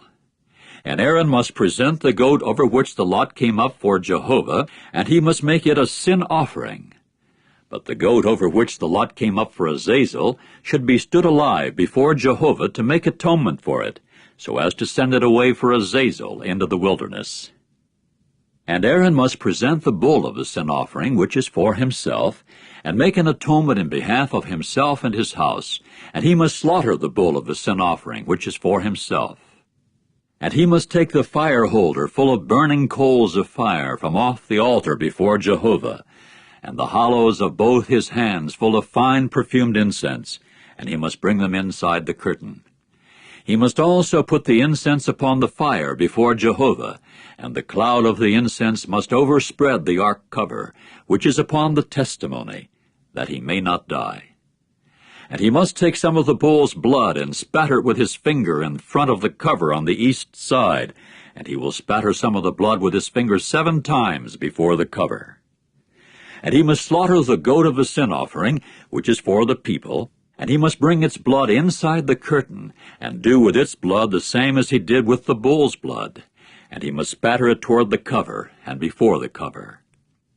And he must make atonement for the holy place concerning the uncleannesses of the sons of Israel, and concerning their revolts and all their sins, and that is the way he should do for the tent of meeting, which is residing with them in the midst of their uncleannesses.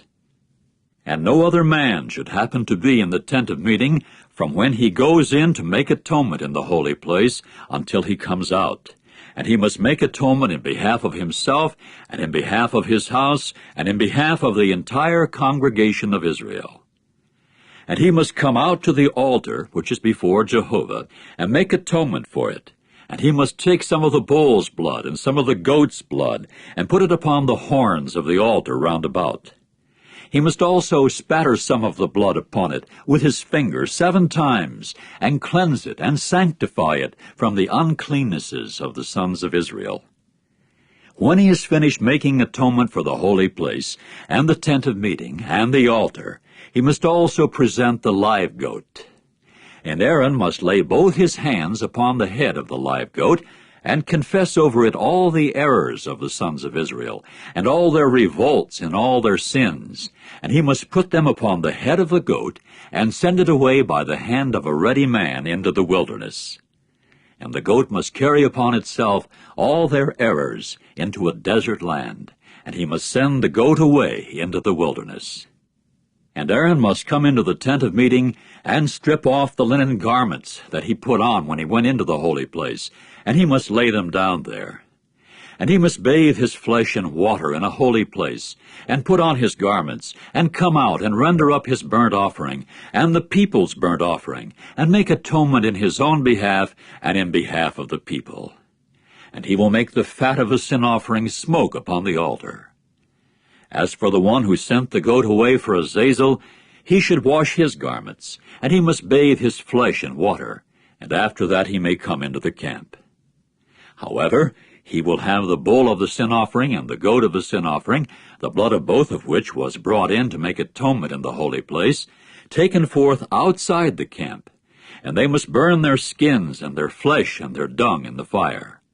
And the one who burned them should wash his garments, and he must bathe his flesh in water, and after that he may come into the camp. And it must serve as a statute to time indefinite for you people. In the 7th month, on the 10th of the month, you should afflict your souls, and you must not do any work, either the native or the alien resident who is residing as an alien in your midst. For on this day atonement will be made for you to pronounce you clean. You will be clean from all your sins before Jehovah. It is a Sabbath of complete rest for you, and you must afflict your souls. It is a statute to time indefinite. And the priest who will be anointed, and whose hand will be filled with power to act as priest, as successor of his father, must make an atonement and must put on the linen garments. They are holy garments. And he must make atonement for the holy sanctuary, and for the tent of meeting, and for the altar he will make atonement, and for the priests, and for all the people of the congregation he will make atonement. And this must serve as a statute to time indefinite for you, in order to make atonement for the sons of Israel concerning all their sins once in the year. Accordingly, he did just as Jehovah had commanded Moses. Chapter 17. And Jehovah went on to speak to Moses, saying, Speak to Aaron and his sons and all the sons of Israel, and you must say to them, This is the thing that Jehovah has commanded, saying, As for any man of the house of Israel who slaughters a bull or a young ram or a goat in the camp, or who slaughters it outside the camp, and does not actually bring it to the entrance of the tent of meeting, to present it as an offering to Jehovah before the tabernacle of Jehovah, blood guilt will be counted to that man. He has shed blood, and that man must be cut off from among his people, in order that the sons of Israel may bring their sacrifices, which they are sacrificing in the open field, and they must bring them to Jehovah to the entrance of the tent of meeting to the priest, and they must sacrifice these as communion sacrifices to Jehovah. And the priest must sprinkle the blood upon Jehovah's altar at the entrance of the tent of meeting, and he must make the fat smoke as a restful odor to Jehovah. So they should no longer sacrifice their sacrifices to the goat-shaped demons with which they are having immoral intercourse. This will serve as a statute to time indefinite for you, throughout your generations. And you should say to them, As for any man of the house of Israel, or some alien resident who may be residing as an alien in your midst, who offers up a burnt offering or a sacrifice, and does not bring it to the entrance of the tent of meeting, to render it to Jehovah, that man must be cut off from his people. As for any man of the house of Israel, or some alien resident who is residing as an alien in their midst, who eats any sort of blood, I shall certainly set my face against the soul that is eating the blood, and I shall indeed cut him off from among his people.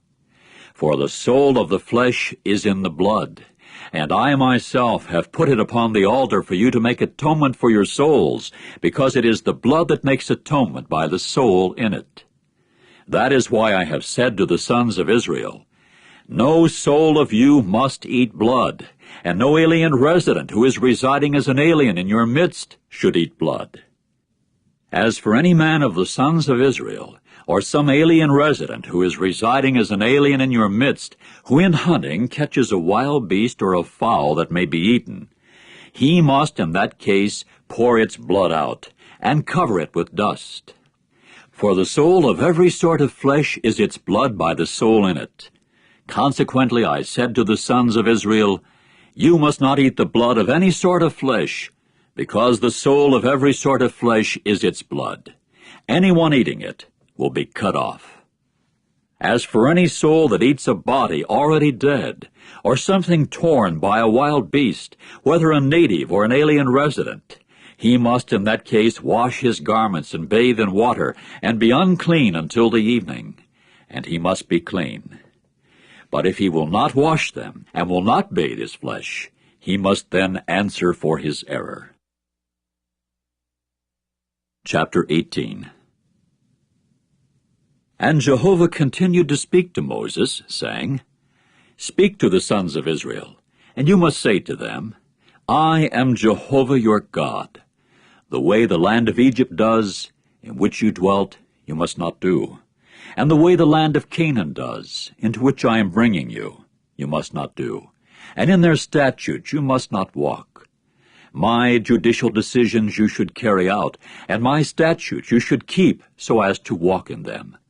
I am Jehovah your God, and you must keep my statutes and my judicial decisions, which if a man will do, he must also live by means of them. I am Jehovah. You people must not come near, any man of you, to any close fleshly relative of his to lay bare nakedness. I am Jehovah. The nakedness of your father and the nakedness of your mother you must not lay bare. She is your mother. You must not lay bare her nakedness. The nakedness of your father's wife you must not lay bare. It is your father's nakedness. As for the nakedness of your sister, the daughter of your father, or the daughter of your mother, whether born in the same household or born outside it, you must not lay bare their nakedness. As for the nakedness of the daughter of your son, or the daughter of your daughter, you must not lay bare their nakedness, because they are your nakedness. As for the nakedness of the daughter of your father's wife, the offspring of your father, she being your sister, you must not lay bare her nakedness. The nakedness of your father's sister you must not lay bare. She is the blood relation of your father. The nakedness of your mother's sister you must not lay bare, because she is a blood relation of your mother. The nakedness of your father's brother you must not lay bare. You must not come near his wife. She is your aunt. The nakedness of your daughter-in-law you must not lay bare. She is your son's wife. You must not lay her nakedness bare. The nakedness of your brother's wife you must not lay bare. It is your brother's nakedness. The nakedness of a woman and her daughter you must not lay bare. The daughter of her son and the daughter of her daughter you must not take, in order to lay her nakedness bare. They are cases of blood relationship. It is loose conduct. And you must not take a woman in addition to her sister as a rival to uncover her nakedness, that is, besides her during her lifetime. And you must not come near a woman during the menstruation of her impurity to lay her nakedness bare. And you must not give your emission as semen to the wife of your associate to become unclean by it.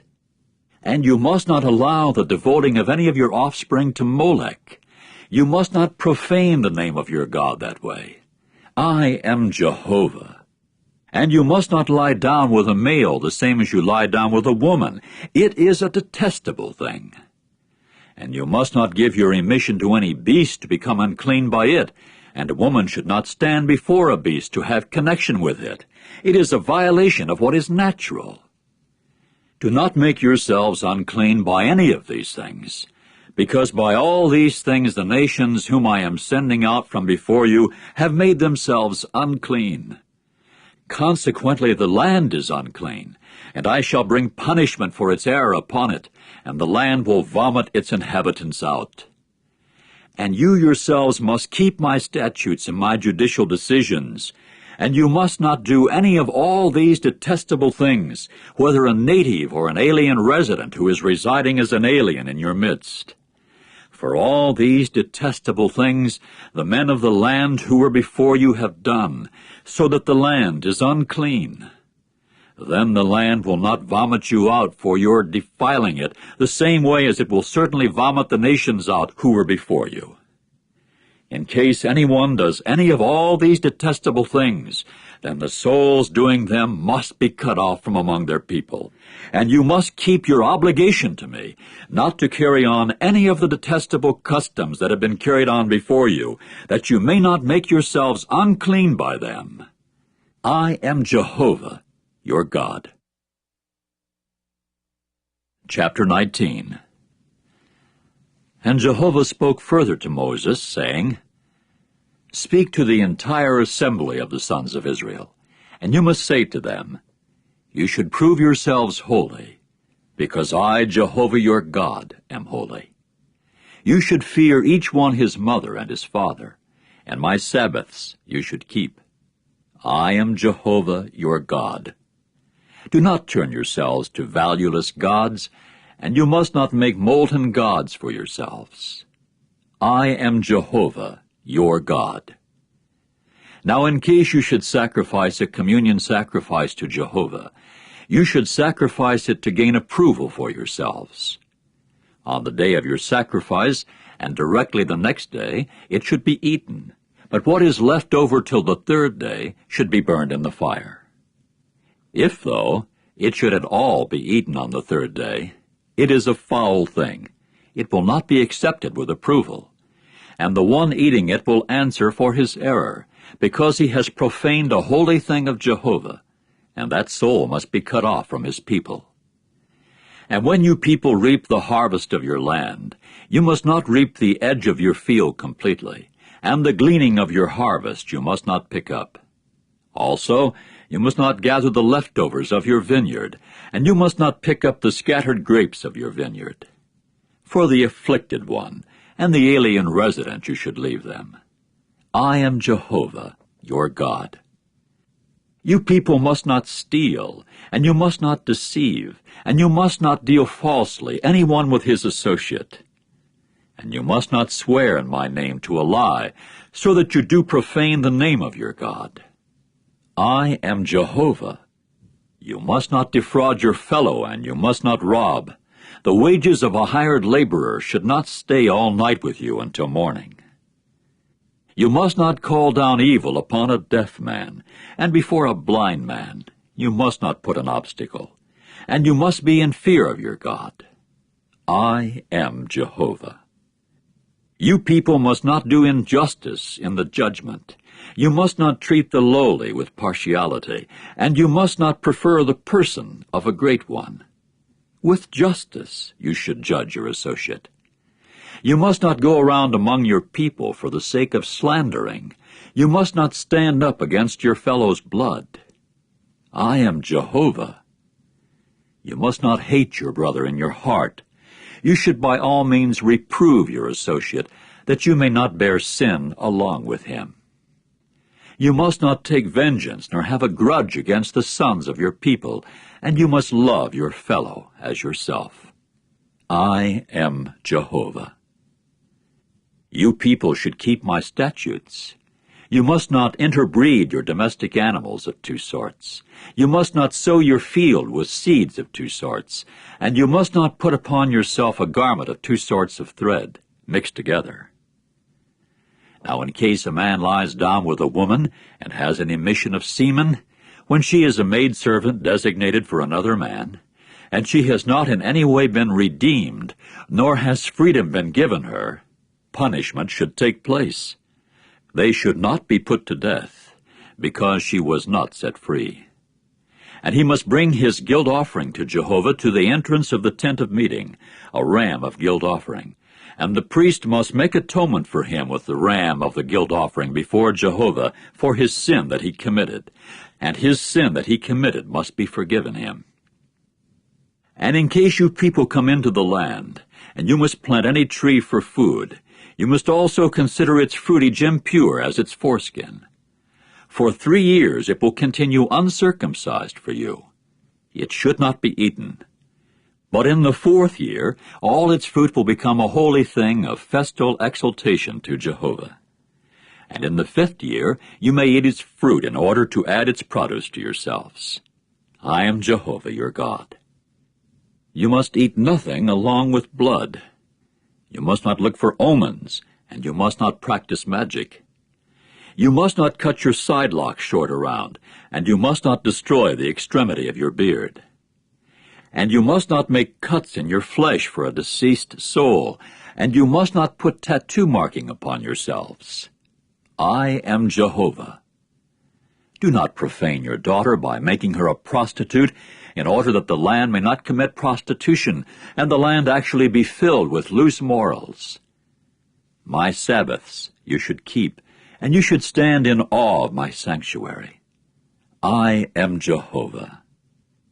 Do not turn yourselves to the spirit mediums, and do not consult professional foretellers of events, so as to become unclean by them. I am Jehovah, your God. Before gray hair you should rise up, and you must show consideration for the person of an old man, and you must be in fear of your God. I am Jehovah.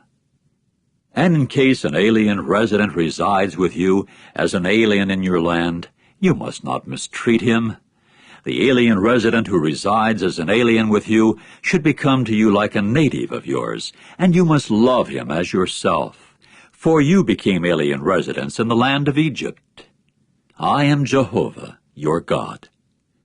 You must not commit injustice in judging, in measuring, in weighing, or in measuring liquids. You should prove to have accurate scales, accurate weights, an accurate ephah, and an accurate hin. Jehovah your God I am, who have brought you out of the land of Egypt. So you must keep all my statutes and all my judicial decisions, and you must do them. I am Jehovah. Chapter 20.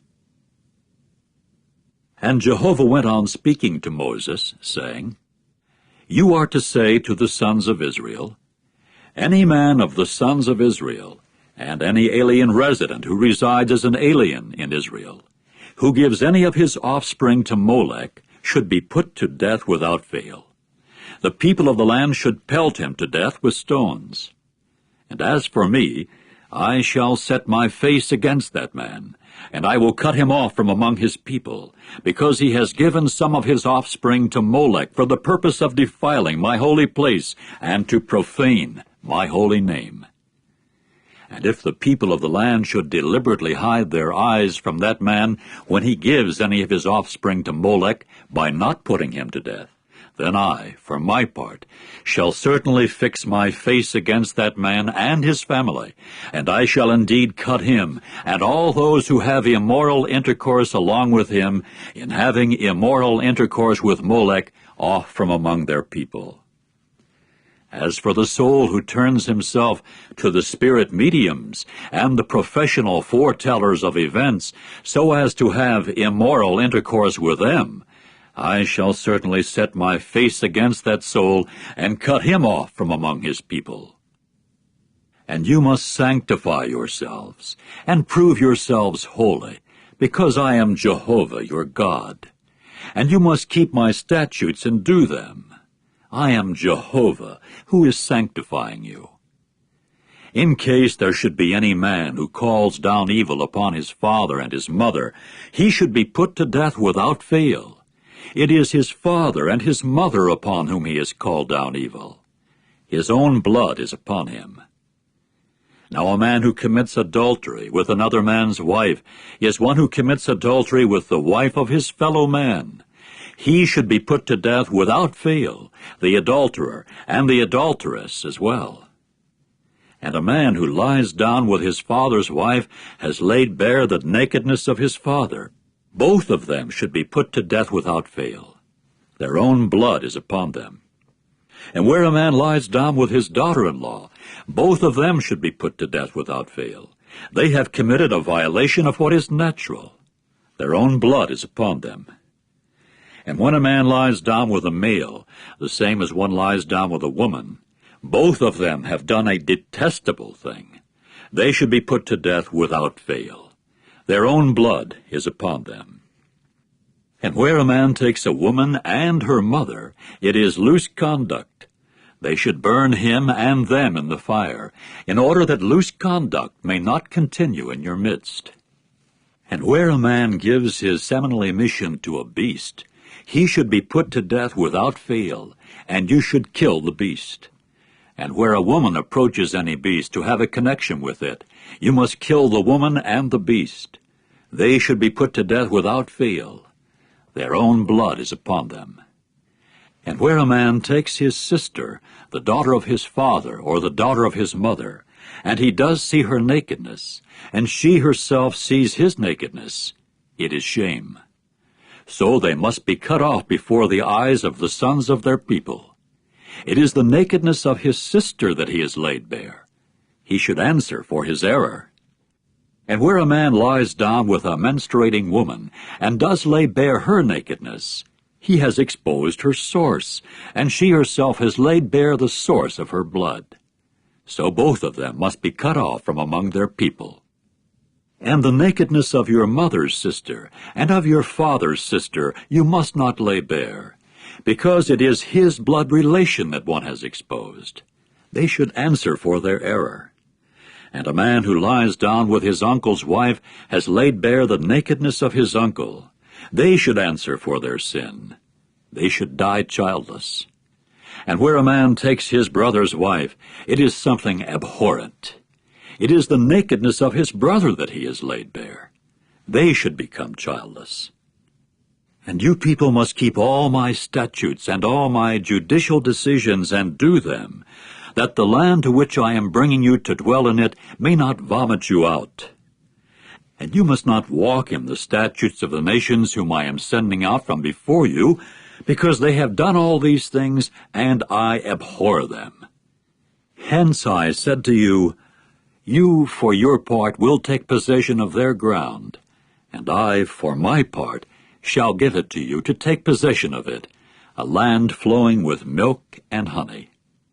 Jehovah your God I am, who have divided you off from the peoples. And you must make a distinction between the clean beast and the unclean, and between the unclean fowl and the clean. And you must not make your souls loathsome with the beast and the fowl, and anything that moves on the ground that I have divided off for you in declaring them unclean. And you must prove yourselves holy to me, because I, Jehovah, am holy, and I am proceeding to divide you off from the peoples to become mine. And as for a man or woman in whom there proves to be a mediumistic spirit or spirit of prediction, they should be put to death without fail. They should pelt them to death with stones. Their own blood is upon them. Chapter 21. And Jehovah went on to say to Moses, Talk to the priests, Aaron's sons, and you must say to them, For a deceased soul no one may defile himself among his people.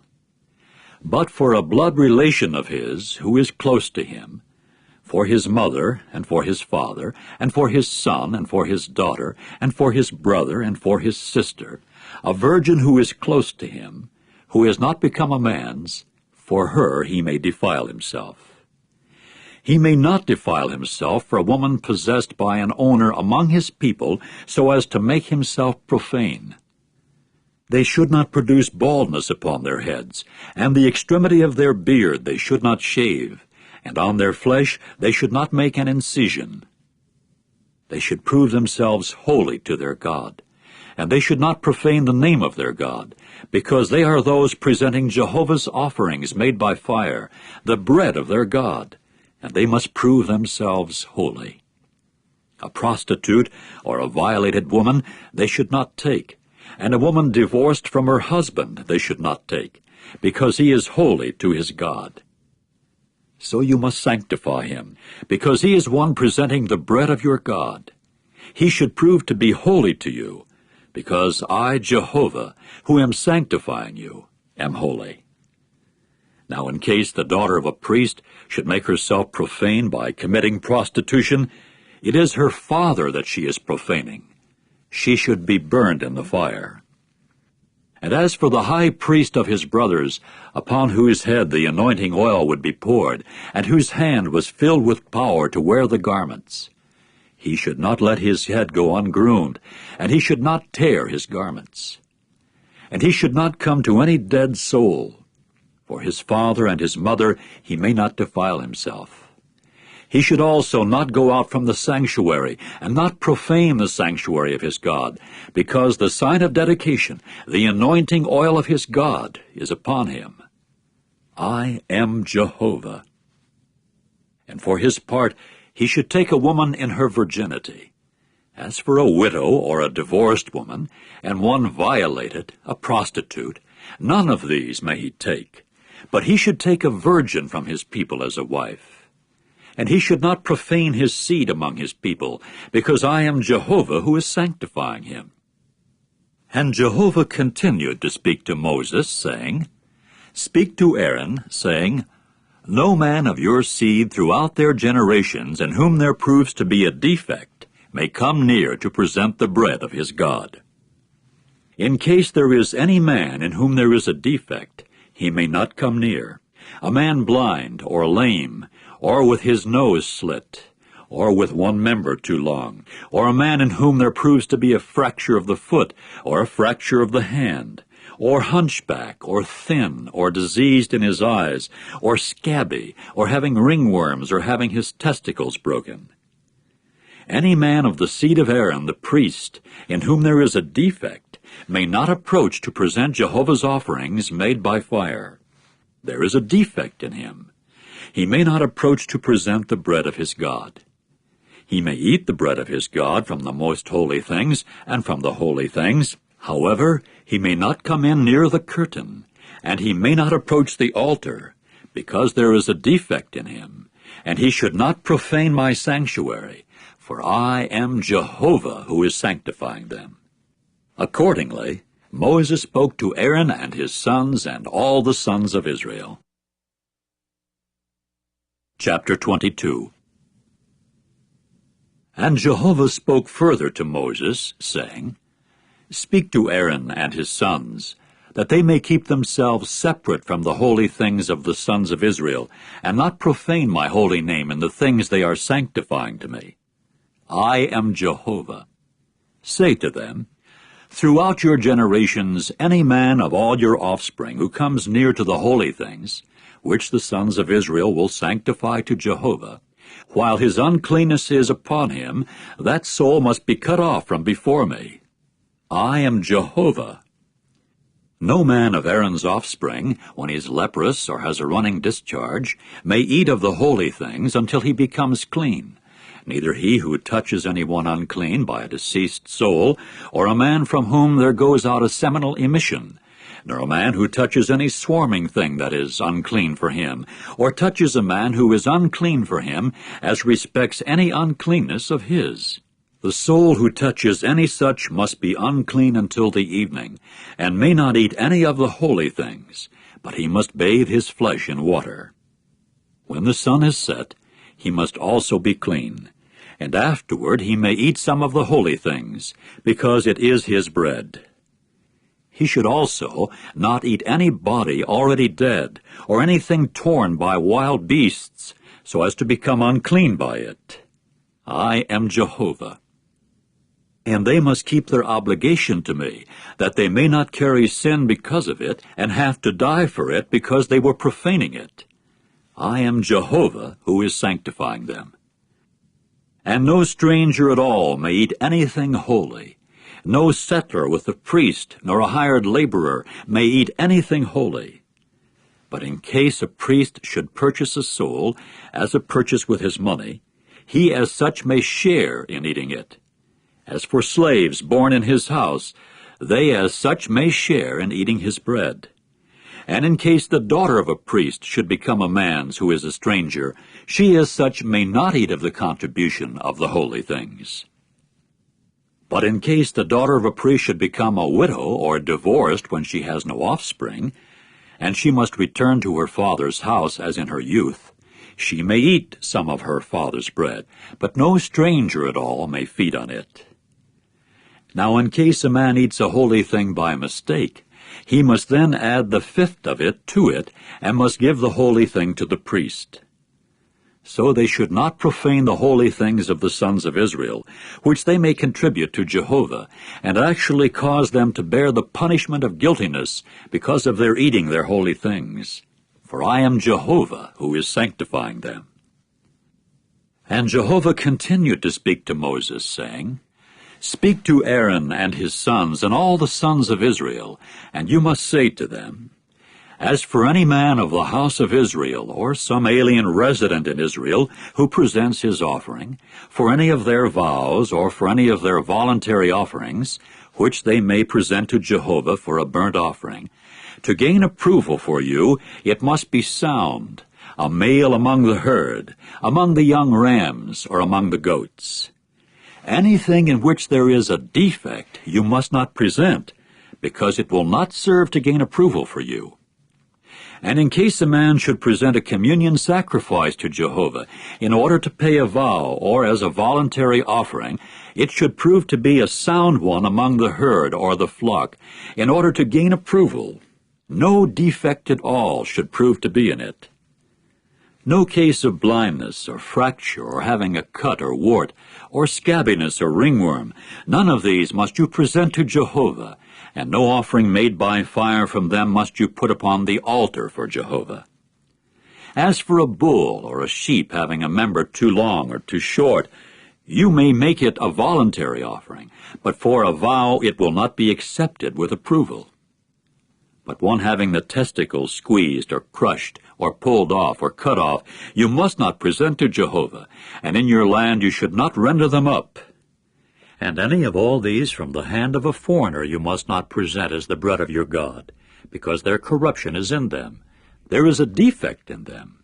They will not be accepted with approval of you. And Jehovah spoke further to Moses, saying, Should a bull, or a young ram, or a goat be born, then it must continue under its mother 7 days. But from the 8th day and forward it will be accepted with approval as an offering made by fire to Jehovah. As for a bull and a sheep, you must not slaughter it and its young one on the 1 day. And in case you should sacrifice a thanksgiving sacrifice to Jehovah, you should sacrifice it to gain approval for you. On that day it should be eaten. You must not leave any of it until morning. I am Jehovah. And you must keep my commandments and do them. I am Jehovah. And you must not profane my holy name, and I must be sanctified in the midst of the sons of Israel. I am Jehovah who is sanctifying you, the one bringing you out of the land of Egypt to prove myself God to you. I am Jehovah. Chapter 23. And Jehovah went on speaking to Moses, saying, Speak to the sons of Israel, and you must say to them, The seasonal festivals of Jehovah that you should proclaim are holy conventions. These are my seasonal festivals. 6 days may work be done, but on the 7th day is a Sabbath of complete rest, a holy convention. You may do no sort of work. It is a Sabbath to Jehovah in all places where you dwell. These are the seasonal festivals of Jehovah, holy conventions, which you should proclaim at their appointed times. In the 1st month, on the 14th day of the month, between the 2 evenings, is the Passover to Jehovah. And on the 15th day of this month is the festival of unfermented cakes to Jehovah. 7 days you should eat unfermented cakes. On the 1st day you will have a holy convention occur. No sort of laborious work may you do. But you must present an offering made by fire to Jehovah 7 days. On the 7th day there will be a holy convention. No sort of laborious work may you do. And Jehovah continued to speak to Moses, saying, Speak to the sons of Israel, and you must say to them, When you eventually come into the land that I am giving you, and you have reaped its harvest, you must also bring a sheaf of the first fruits of your harvest to the priest. And he must wave the sheaf to and fro before Jehovah, to gain approval for you. Directly the day after the Sabbath, the priest should wave it to and fro. And on the day of your having the sheaf waved to and fro, you must render up a sound young ram in its 1st year for a burnt offering to Jehovah. And as its grain offering, 2/10 of an ephah of fine flour moistened with oil, as an offering made by fire to Jehovah, a restful odor. And as its drink offering, 1/4 of a hin of wine. And you must eat no bread, nor roasted grain, nor new grain until this very day, until you're bringing the offering of your God. It is a statute to time indefinite for your generations in all places where you dwell. And you must count for yourselves from the day after the Sabbath, from the day of your bringing the sheaf of the wave offering, 7 Sabbaths. They should prove to be complete. To the day after the 7th Sabbath, you should count 50 days, and you must present a new grain offering to Jehovah. Out of your dwelling places you should bring 2 loaves as a wave offering. Of 2/10 of an ephah of fine flour they should prove to be. They should be baked leavened, as first ripe fruits to Jehovah. And you must present along with the loaves 7 sound male lambs, each a year old, and 1 young bull and 2 rams. They should serve as a burnt offering to Jehovah, along with their grain offering and their drink offerings, as an offering made by fire, of a restful odor to Jehovah. And you must render up 1 kid of the goats as a sin offering, and 2 male lambs, each a year old, as a communion sacrifice. And the priest must wave them to and fro, along with the loaves of the first ripe fruits, as a wave offering before Jehovah, along with the 2 male lambs. They should serve as something holy to Jehovah for the priest. And you must make a proclamation on this very day. There will be a holy convention for yourselves. No sort of laborious work may you do. It is a statute to time indefinite in all your dwelling places for your generations. And when you people reap the harvest of your land, you must not do completely the edge of your field when you are reaping, and the gleaning of your harvest you must not pick up. You should leave them for the afflicted one and the alien resident. I am Jehovah, your God. And Jehovah went on speaking to Moses, saying, Speak to the sons of Israel, saying, In the 7th month, on the 1st of the month, there should occur for you a complete rest, a memorial by the trumpet blast, a holy convention. No sort of laborious work may you do, and you must present an offering made by fire to Jehovah. And Jehovah spoke further to Moses, saying, However, on the 10th of this 7th month is the Day of Atonement. A holy convention should take place for you, and you must afflict your souls and present an offering made by fire to Jehovah. And you must do no sort of work on this very day, because it is a day of atonement to make atonement for you before Jehovah your God, because every soul that will not be afflicted on this very day must be cut off from his people. As for any soul that will do any sort of work on this very day, I must destroy that soul from among his people. You must do no sort of work. It is a statute to time indefinite for your generations in all places where you dwell. It is a Sabbath of complete rest for you, and you must afflict your souls on the 9th of the month in the evening. From evening to evening you should observe your Sabbath. And Jehovah continued to speak to Moses, saying, Speak to the sons of Israel, saying, On the 15th day of this 7th month is the festival of booths, for 7 days to Jehovah. On the 1st day is a holy convention. No sort of laborious work may you do. 7 days you should present an offering made by fire to Jehovah. On the 8th day there should occur a holy convention for you, and you must present an offering made by fire to Jehovah. It is a solemn assembly.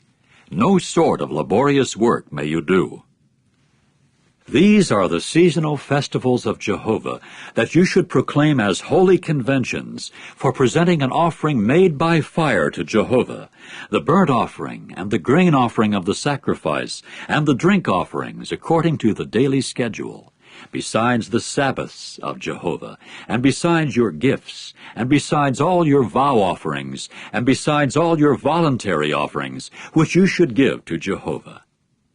However, on the 15th day of the 7th month, when you have gathered the produce of the land, you should celebrate the festival of Jehovah 7 days. On the 1st day is a complete rest, and on the 8th day is a complete rest. And you must take for yourselves on the 1st day the fruit of splendid trees, the fronds of palm trees, and the boughs of branchy trees and poplars of the torrent valley. And you must rejoice before Jehovah your God 7 days. And you must celebrate it as a festival to Jehovah 7 days in the year. As a statute to time indefinite during your generations, you should celebrate it in the 7th month. It is in the booths you should dwell 7 days. All the natives in Israel should dwell in the booths, in order that your generations may know that it was in the booths that I made the sons of Israel to dwell when I was bringing them out of the land of Egypt. I am Jehovah, your God. Accordingly, Moses spoke of the seasonal festivals of Jehovah to the sons of Israel. Chapter 24.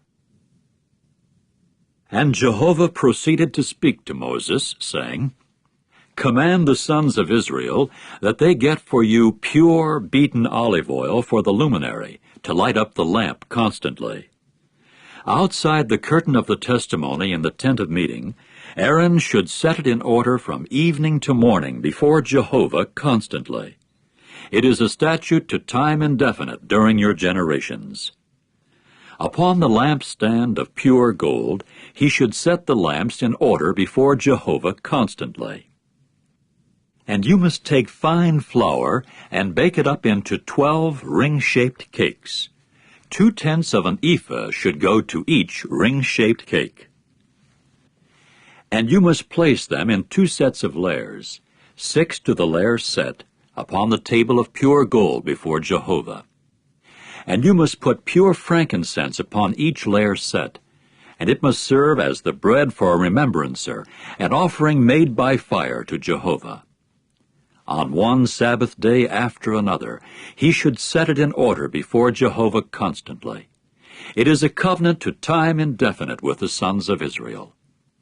And it must become Aaron's and his sons, and they must eat it in a holy place, because it is something most holy for him from Jehovah's offerings made by fire, as a regulation to time indefinite.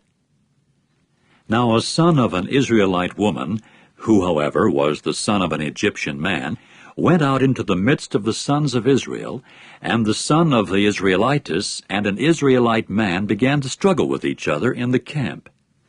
And the son of the Israelite woman began to abuse the name, and to call down evil upon it. So they brought him to Moses. Incidentally, his mother's name was Shelomith, the daughter of Dibri of the tribe of Dan. Then they committed him into custody till there should be a distinct declaration to them according to the saying of Jehovah. And Jehovah proceeded to speak to Moses, saying, Bring forth the one who called down evil to the outside of the camp, and all those who heard him must lay their hands upon his head, and the entire assembly must pelt him with stones. And you should speak to the sons of Israel, saying, In case any man calls down evil upon his God, he must then answer for his sin. So the abuser of Jehovah's name should be put to death without fail. The entire assembly should without fail pelt him with stones. The alien resident, the same as the native, should be put to death for his abusing the name. And in case a man strikes any soul of mankind fatally, he should be put to death without fail. And the fatal striker of the soul of a domestic animal should make compensation for it, soul for soul. And in case a man should cause a defect in his associate, then just as he has done, so it should be done to him. Fracture for fracture, eye for eye, tooth for tooth, the same sort of defect he may cause in the man, that is what should be caused in him. And the fatal striker of a beast should make compensation for it, but the fatal striker of a man should be put to death. One judicial decision should hold good for you. The alien resident should prove to be the same as the native, because I am Jehovah your God. After that Moses spoke to the sons of Israel, and they brought forth the one who had called down evil to the outside of the camp, and they pelted him with stones. Thus the sons of Israel did just as Jehovah had commanded Moses. Chapter 25. And Jehovah spoke further to Moses in Mount Sinai, saying, Speak to the sons of Israel, and you must say to them, When you eventually come into the land that I am giving you, then the land must observe a Sabbath to Jehovah. 6 years you should sow your field with seed, and 6 years you should prune your vineyard, and you must gather the land's produce. But in the 7th year there should occur a Sabbath of complete rest for the land, a Sabbath to Jehovah. Your field you must not sow with seed, and your vineyard you must not prune. The growth from spilled kernels of your harvest you must not reap, and the grapes of your unpruned vine you must not gather. There should occur a Sabbath of complete rest for the land. And the Sabbath of the land must serve you people for food, for you and your slave man and your slave girl and your hired laborer and the settler with you, those who are residing as aliens with you, and for your domestic animal and for the wild beast that is in your land. All its produce should serve for eating. And you must count for yourself 7 Sabbaths of years, 7 times 7 years, and the days of the 7 Sabbaths of years must amount to 49 years for you. And you must cause the horn of loud tone to sound in the 7th month, on the 10th of the month. On the Day of Atonement you people should cause the horn to sound in all your land. And you must sanctify the 50th year, and proclaim liberty in the land to all its inhabitants. It will become a jubilee for you, and you must return each one to his possession, and you should return each one to his family. A jubilee is what that 50th year will become for you. You must not sow seed, nor reap the land's growth from spilled kernels, nor gather the grapes of its unpruned vines. For it is a jubilee. It should become something holy to you. From the field you may eat what the land produces. In this year of the Jubilee, you should return each one to his possession. Now, in case you should sell merchandise to your associate, or be buying from your associate's hand, do not you wrong one another. By the number of the years after the Jubilee, you should buy from your associate. By the number of the years of the crops, he should sell to you. In proportion to the great number of years, he should increase its purchase value, and in proportion to the fewness of years, he should reduce its purchase value, because the number of the crops is what he is selling to you. And you must not wrong any one his associate, and you must be in fear of your God, because I am Jehovah your God. So you must carry out my statutes, and you should keep my judicial decisions, and you must carry them out. Then you will certainly dwell on the land in security. And the land will indeed give its fruitage, and you will certainly eat to satisfaction and dwell in security on it. But in case you should say, what are we going to eat in the 7th year, seeing that we may not sow seed or gather our crops? In that case I shall certainly command my blessing for you in the 6th year, and it must yield its crop for 3 years. And you must sow seed the 8th year, and you must eat from the old crop until the 9th year. Until the coming of its crop you will eat the old. So the land should not be sold in perpetuity, because the land is mine.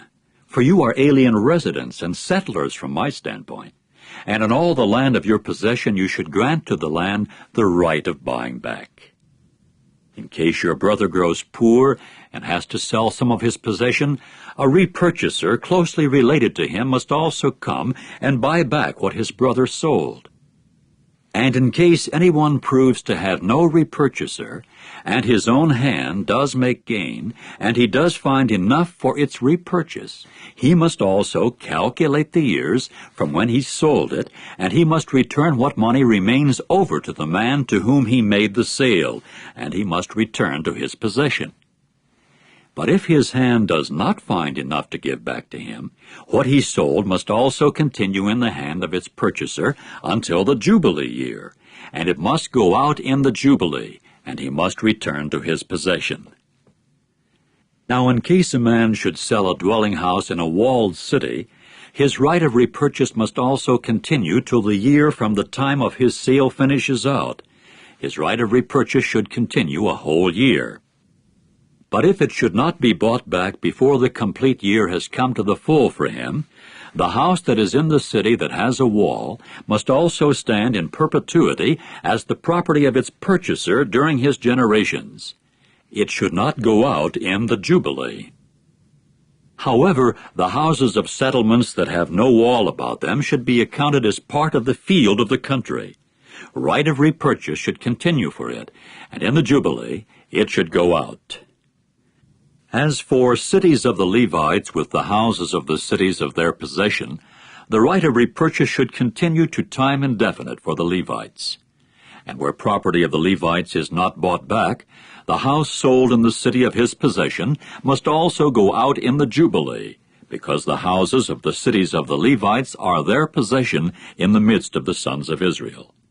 Moreover, the field of pasture ground of their cities may not be sold, because it is a possession to time indefinite for them.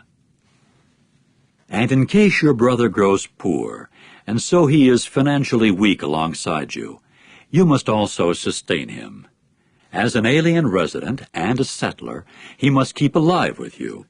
Do not take interest and usury from him, but you must be in fear of your God, and your brother must keep alive with you. You must not give him your money on interest, and you must not give your food out on usury. I am Jehovah your God, who brought you out of the land of Egypt to give you the land of Canaan, to prove myself your God. And in case your brother grows poor alongside you, and he has to sell himself to you, you must not use him as a worker in slavish service. He should prove to be with you like a hired laborer, like a settler.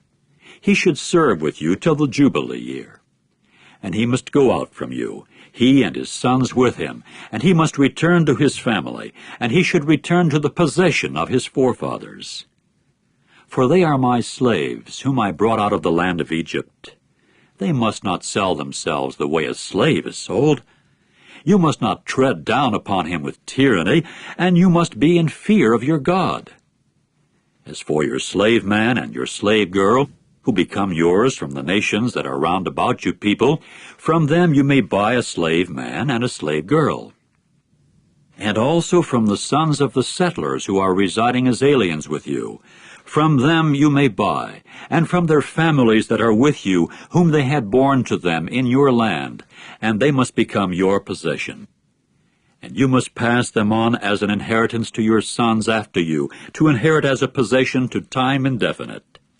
You may use them as workers, but upon your brothers, the sons of Israel, you must not tread, the one upon the other, with tyranny.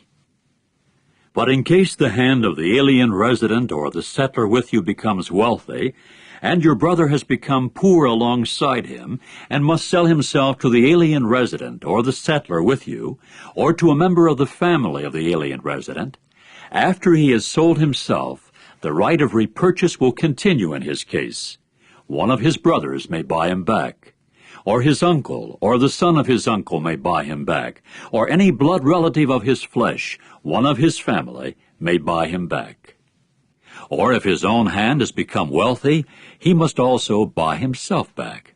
And he must reckon with his purchaser from the year he sold himself to him till the Jubilee year, and the money of his sale must correspond with the number of years.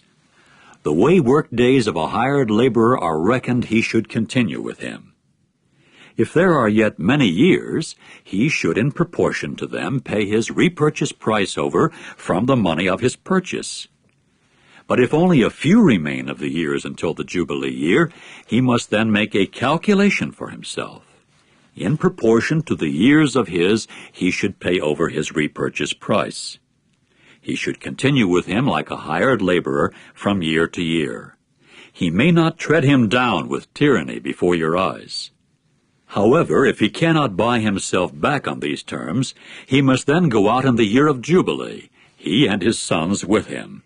For to me the sons of Israel are slaves. They are my slaves, whom I brought out of the land of Egypt.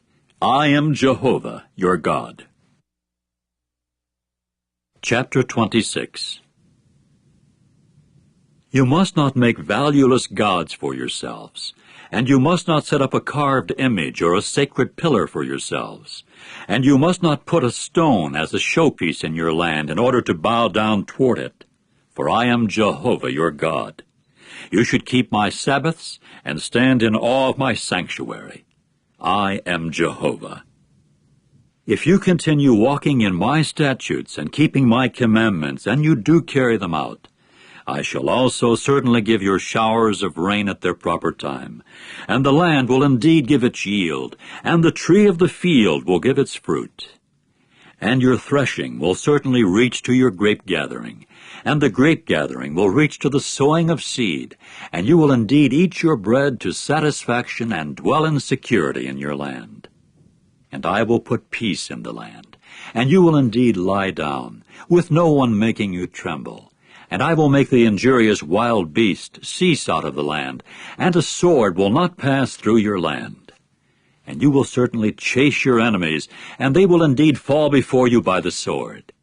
And 5 of you will certainly chase 100, and 100 of you will chase 10,000, and your enemies will indeed fall before you by the sword.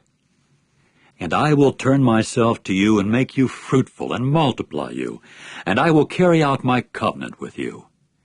And you will certainly eat the old of the preceding year, and you will bring out the old ahead of the new. And I shall certainly put my tabernacle in the midst of you, and my soul will not abhor you. And I shall indeed walk in the midst of you, and prove myself your God, and you, on your part, will prove yourselves my people. I am Jehovah your God, who brought you out of the land of Egypt from acting as slaves to them, and I proceeded to break the bars of your yoke and make you walk erect. However, if you will not listen to me nor do all these commandments, and if you will reject my statutes, and if your souls will abhor my judicial decisions so as not to do all my commandments, to the extent of your violating my covenant, then I, for my part, shall do the following to you, and in punishment I shall certainly bring upon you disturbance with tuberculosis and burning fever, causing the eyes to fail and making the soul pine away.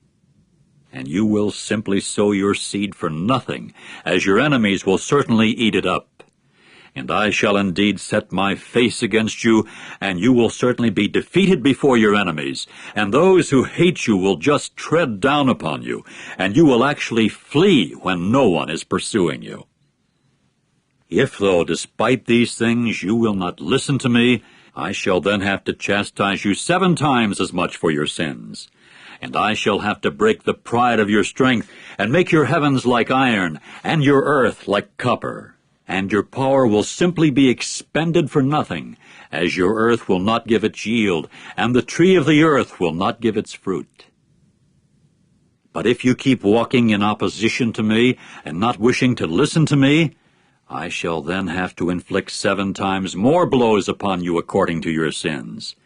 And I will send the wild beasts of the field among you, and they will certainly bereave you of children and cut off your domestic animals and reduce the number of you, and your roads will actually be desolated.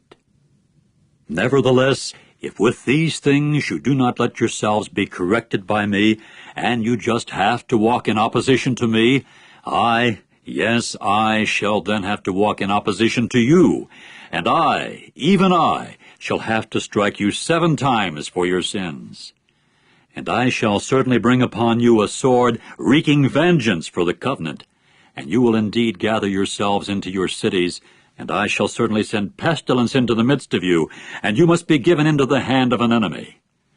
When I have broken for you the rods around which ring-shaped loaves are suspended, 10 women will then actually bake your bread in but 1 oven, and give back your bread by weight, and you must eat, but you will not be satisfied. If, however, with this you will not listen to me, and you just must walk in opposition to me, I shall then have to walk in heated opposition to you, and I shall have to chastise you 7 times for your sins. So you will have to eat the flesh of your sons, and you will eat the flesh of your daughters. And I shall certainly annihilate your sacred high places, and cut off your incense stands, and lay your own carcasses upon the carcasses of your dungy idols, and my soul will simply abhor you. And I shall indeed give your cities to the sword, and lay your sanctuaries desolate, and I shall not smell your restful odors. And I, for my part, will lay the land desolate, and your enemies who are dwelling in it will simply stare in amazement over it. And you I shall scatter among the nations, and I will unsheathe a sword after you, and your land must become a desolation, and your cities will become a desolate ruin. At that time the land will pay off its Sabbaths all the days of its lying desolated, while you are in the land of your enemies. At that time the land will keep Sabbath, as it must repay its Sabbaths. All the days of its lying desolated it will keep Sabbath, for the reason that it did not keep Sabbath during your Sabbaths when you were dwelling upon it. As for those remaining among you, I shall certainly bring timidity into their hearts in the lands of their enemies. And the sound of a leaf driven about will indeed chase them away, and they will actually flee as in flight from a sword, and fall without anyone chasing. And they will certainly stumble against one another, as if from before a sword without anyone chasing. And for you there will prove to be no ability to stand in resistance before your enemies. And you must perish among the nations, and the land of your enemies must eat you up. As for those remaining among you, they will rot away because of their error in the lands of your enemies. Yes, even because of the errors of their fathers with them they will rot away. And they will certainly confess their own error and the error of their fathers in their unfaithfulness when they behaved unfaithfully toward me. Yes, even when they walked in opposition to me. Yet I, for my part, proceeded to walk in opposition to them, and I had to bring them into the land of their enemies. Perhaps at that time their uncircumcised heart will be humbled, and at that time they will pay off their error. And I shall indeed remember my covenant with Jacob, and even my covenant with Isaac, and even my covenant with Abraham I shall remember, and the land I shall remember.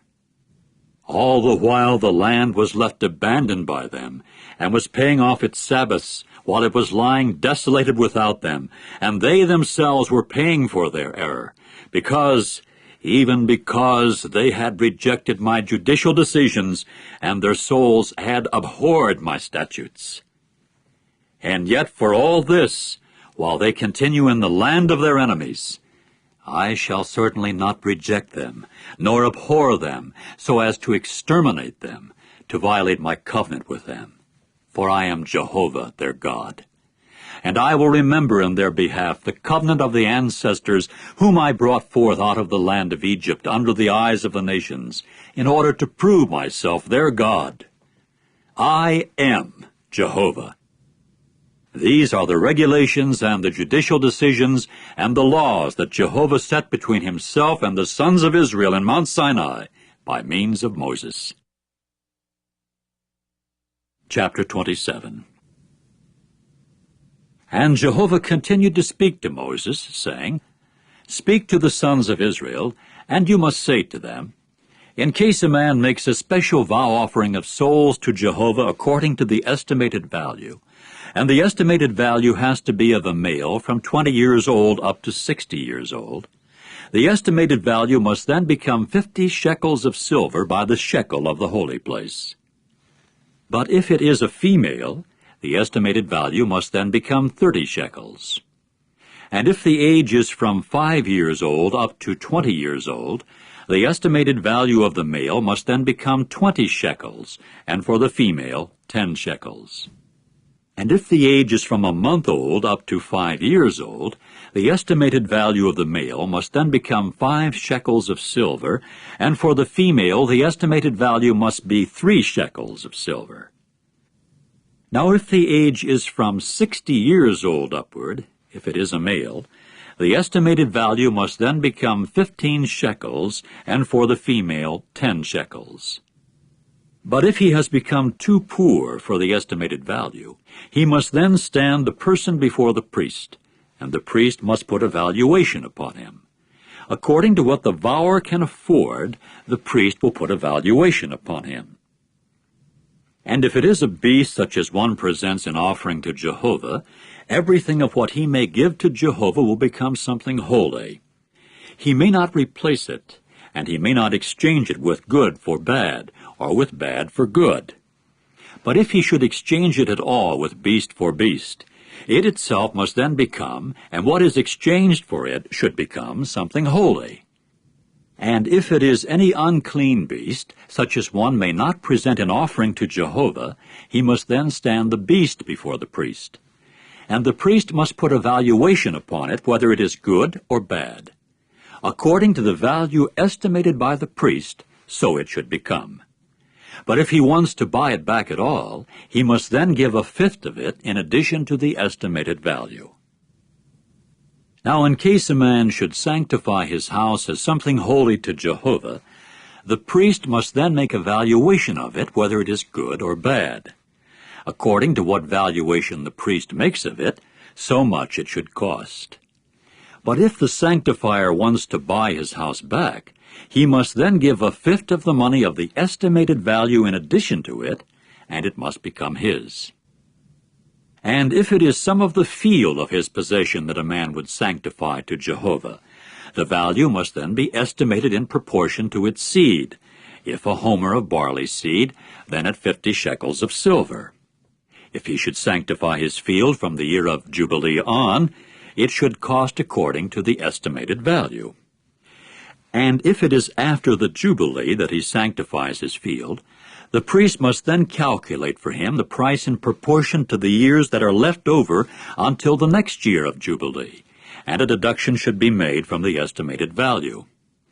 But if the sanctifier of it would at all buy the field back, he must then give a fifth of the money of the estimated value in addition to it, and it must stand fast as his. Now if he should not buy the field back, but if the field is sold to another man, it may not be bought back again. And the field, when it goes out in the Jubilee, must become something holy to Jehovah, as a field that is devoted. The possession of it will become the priest's.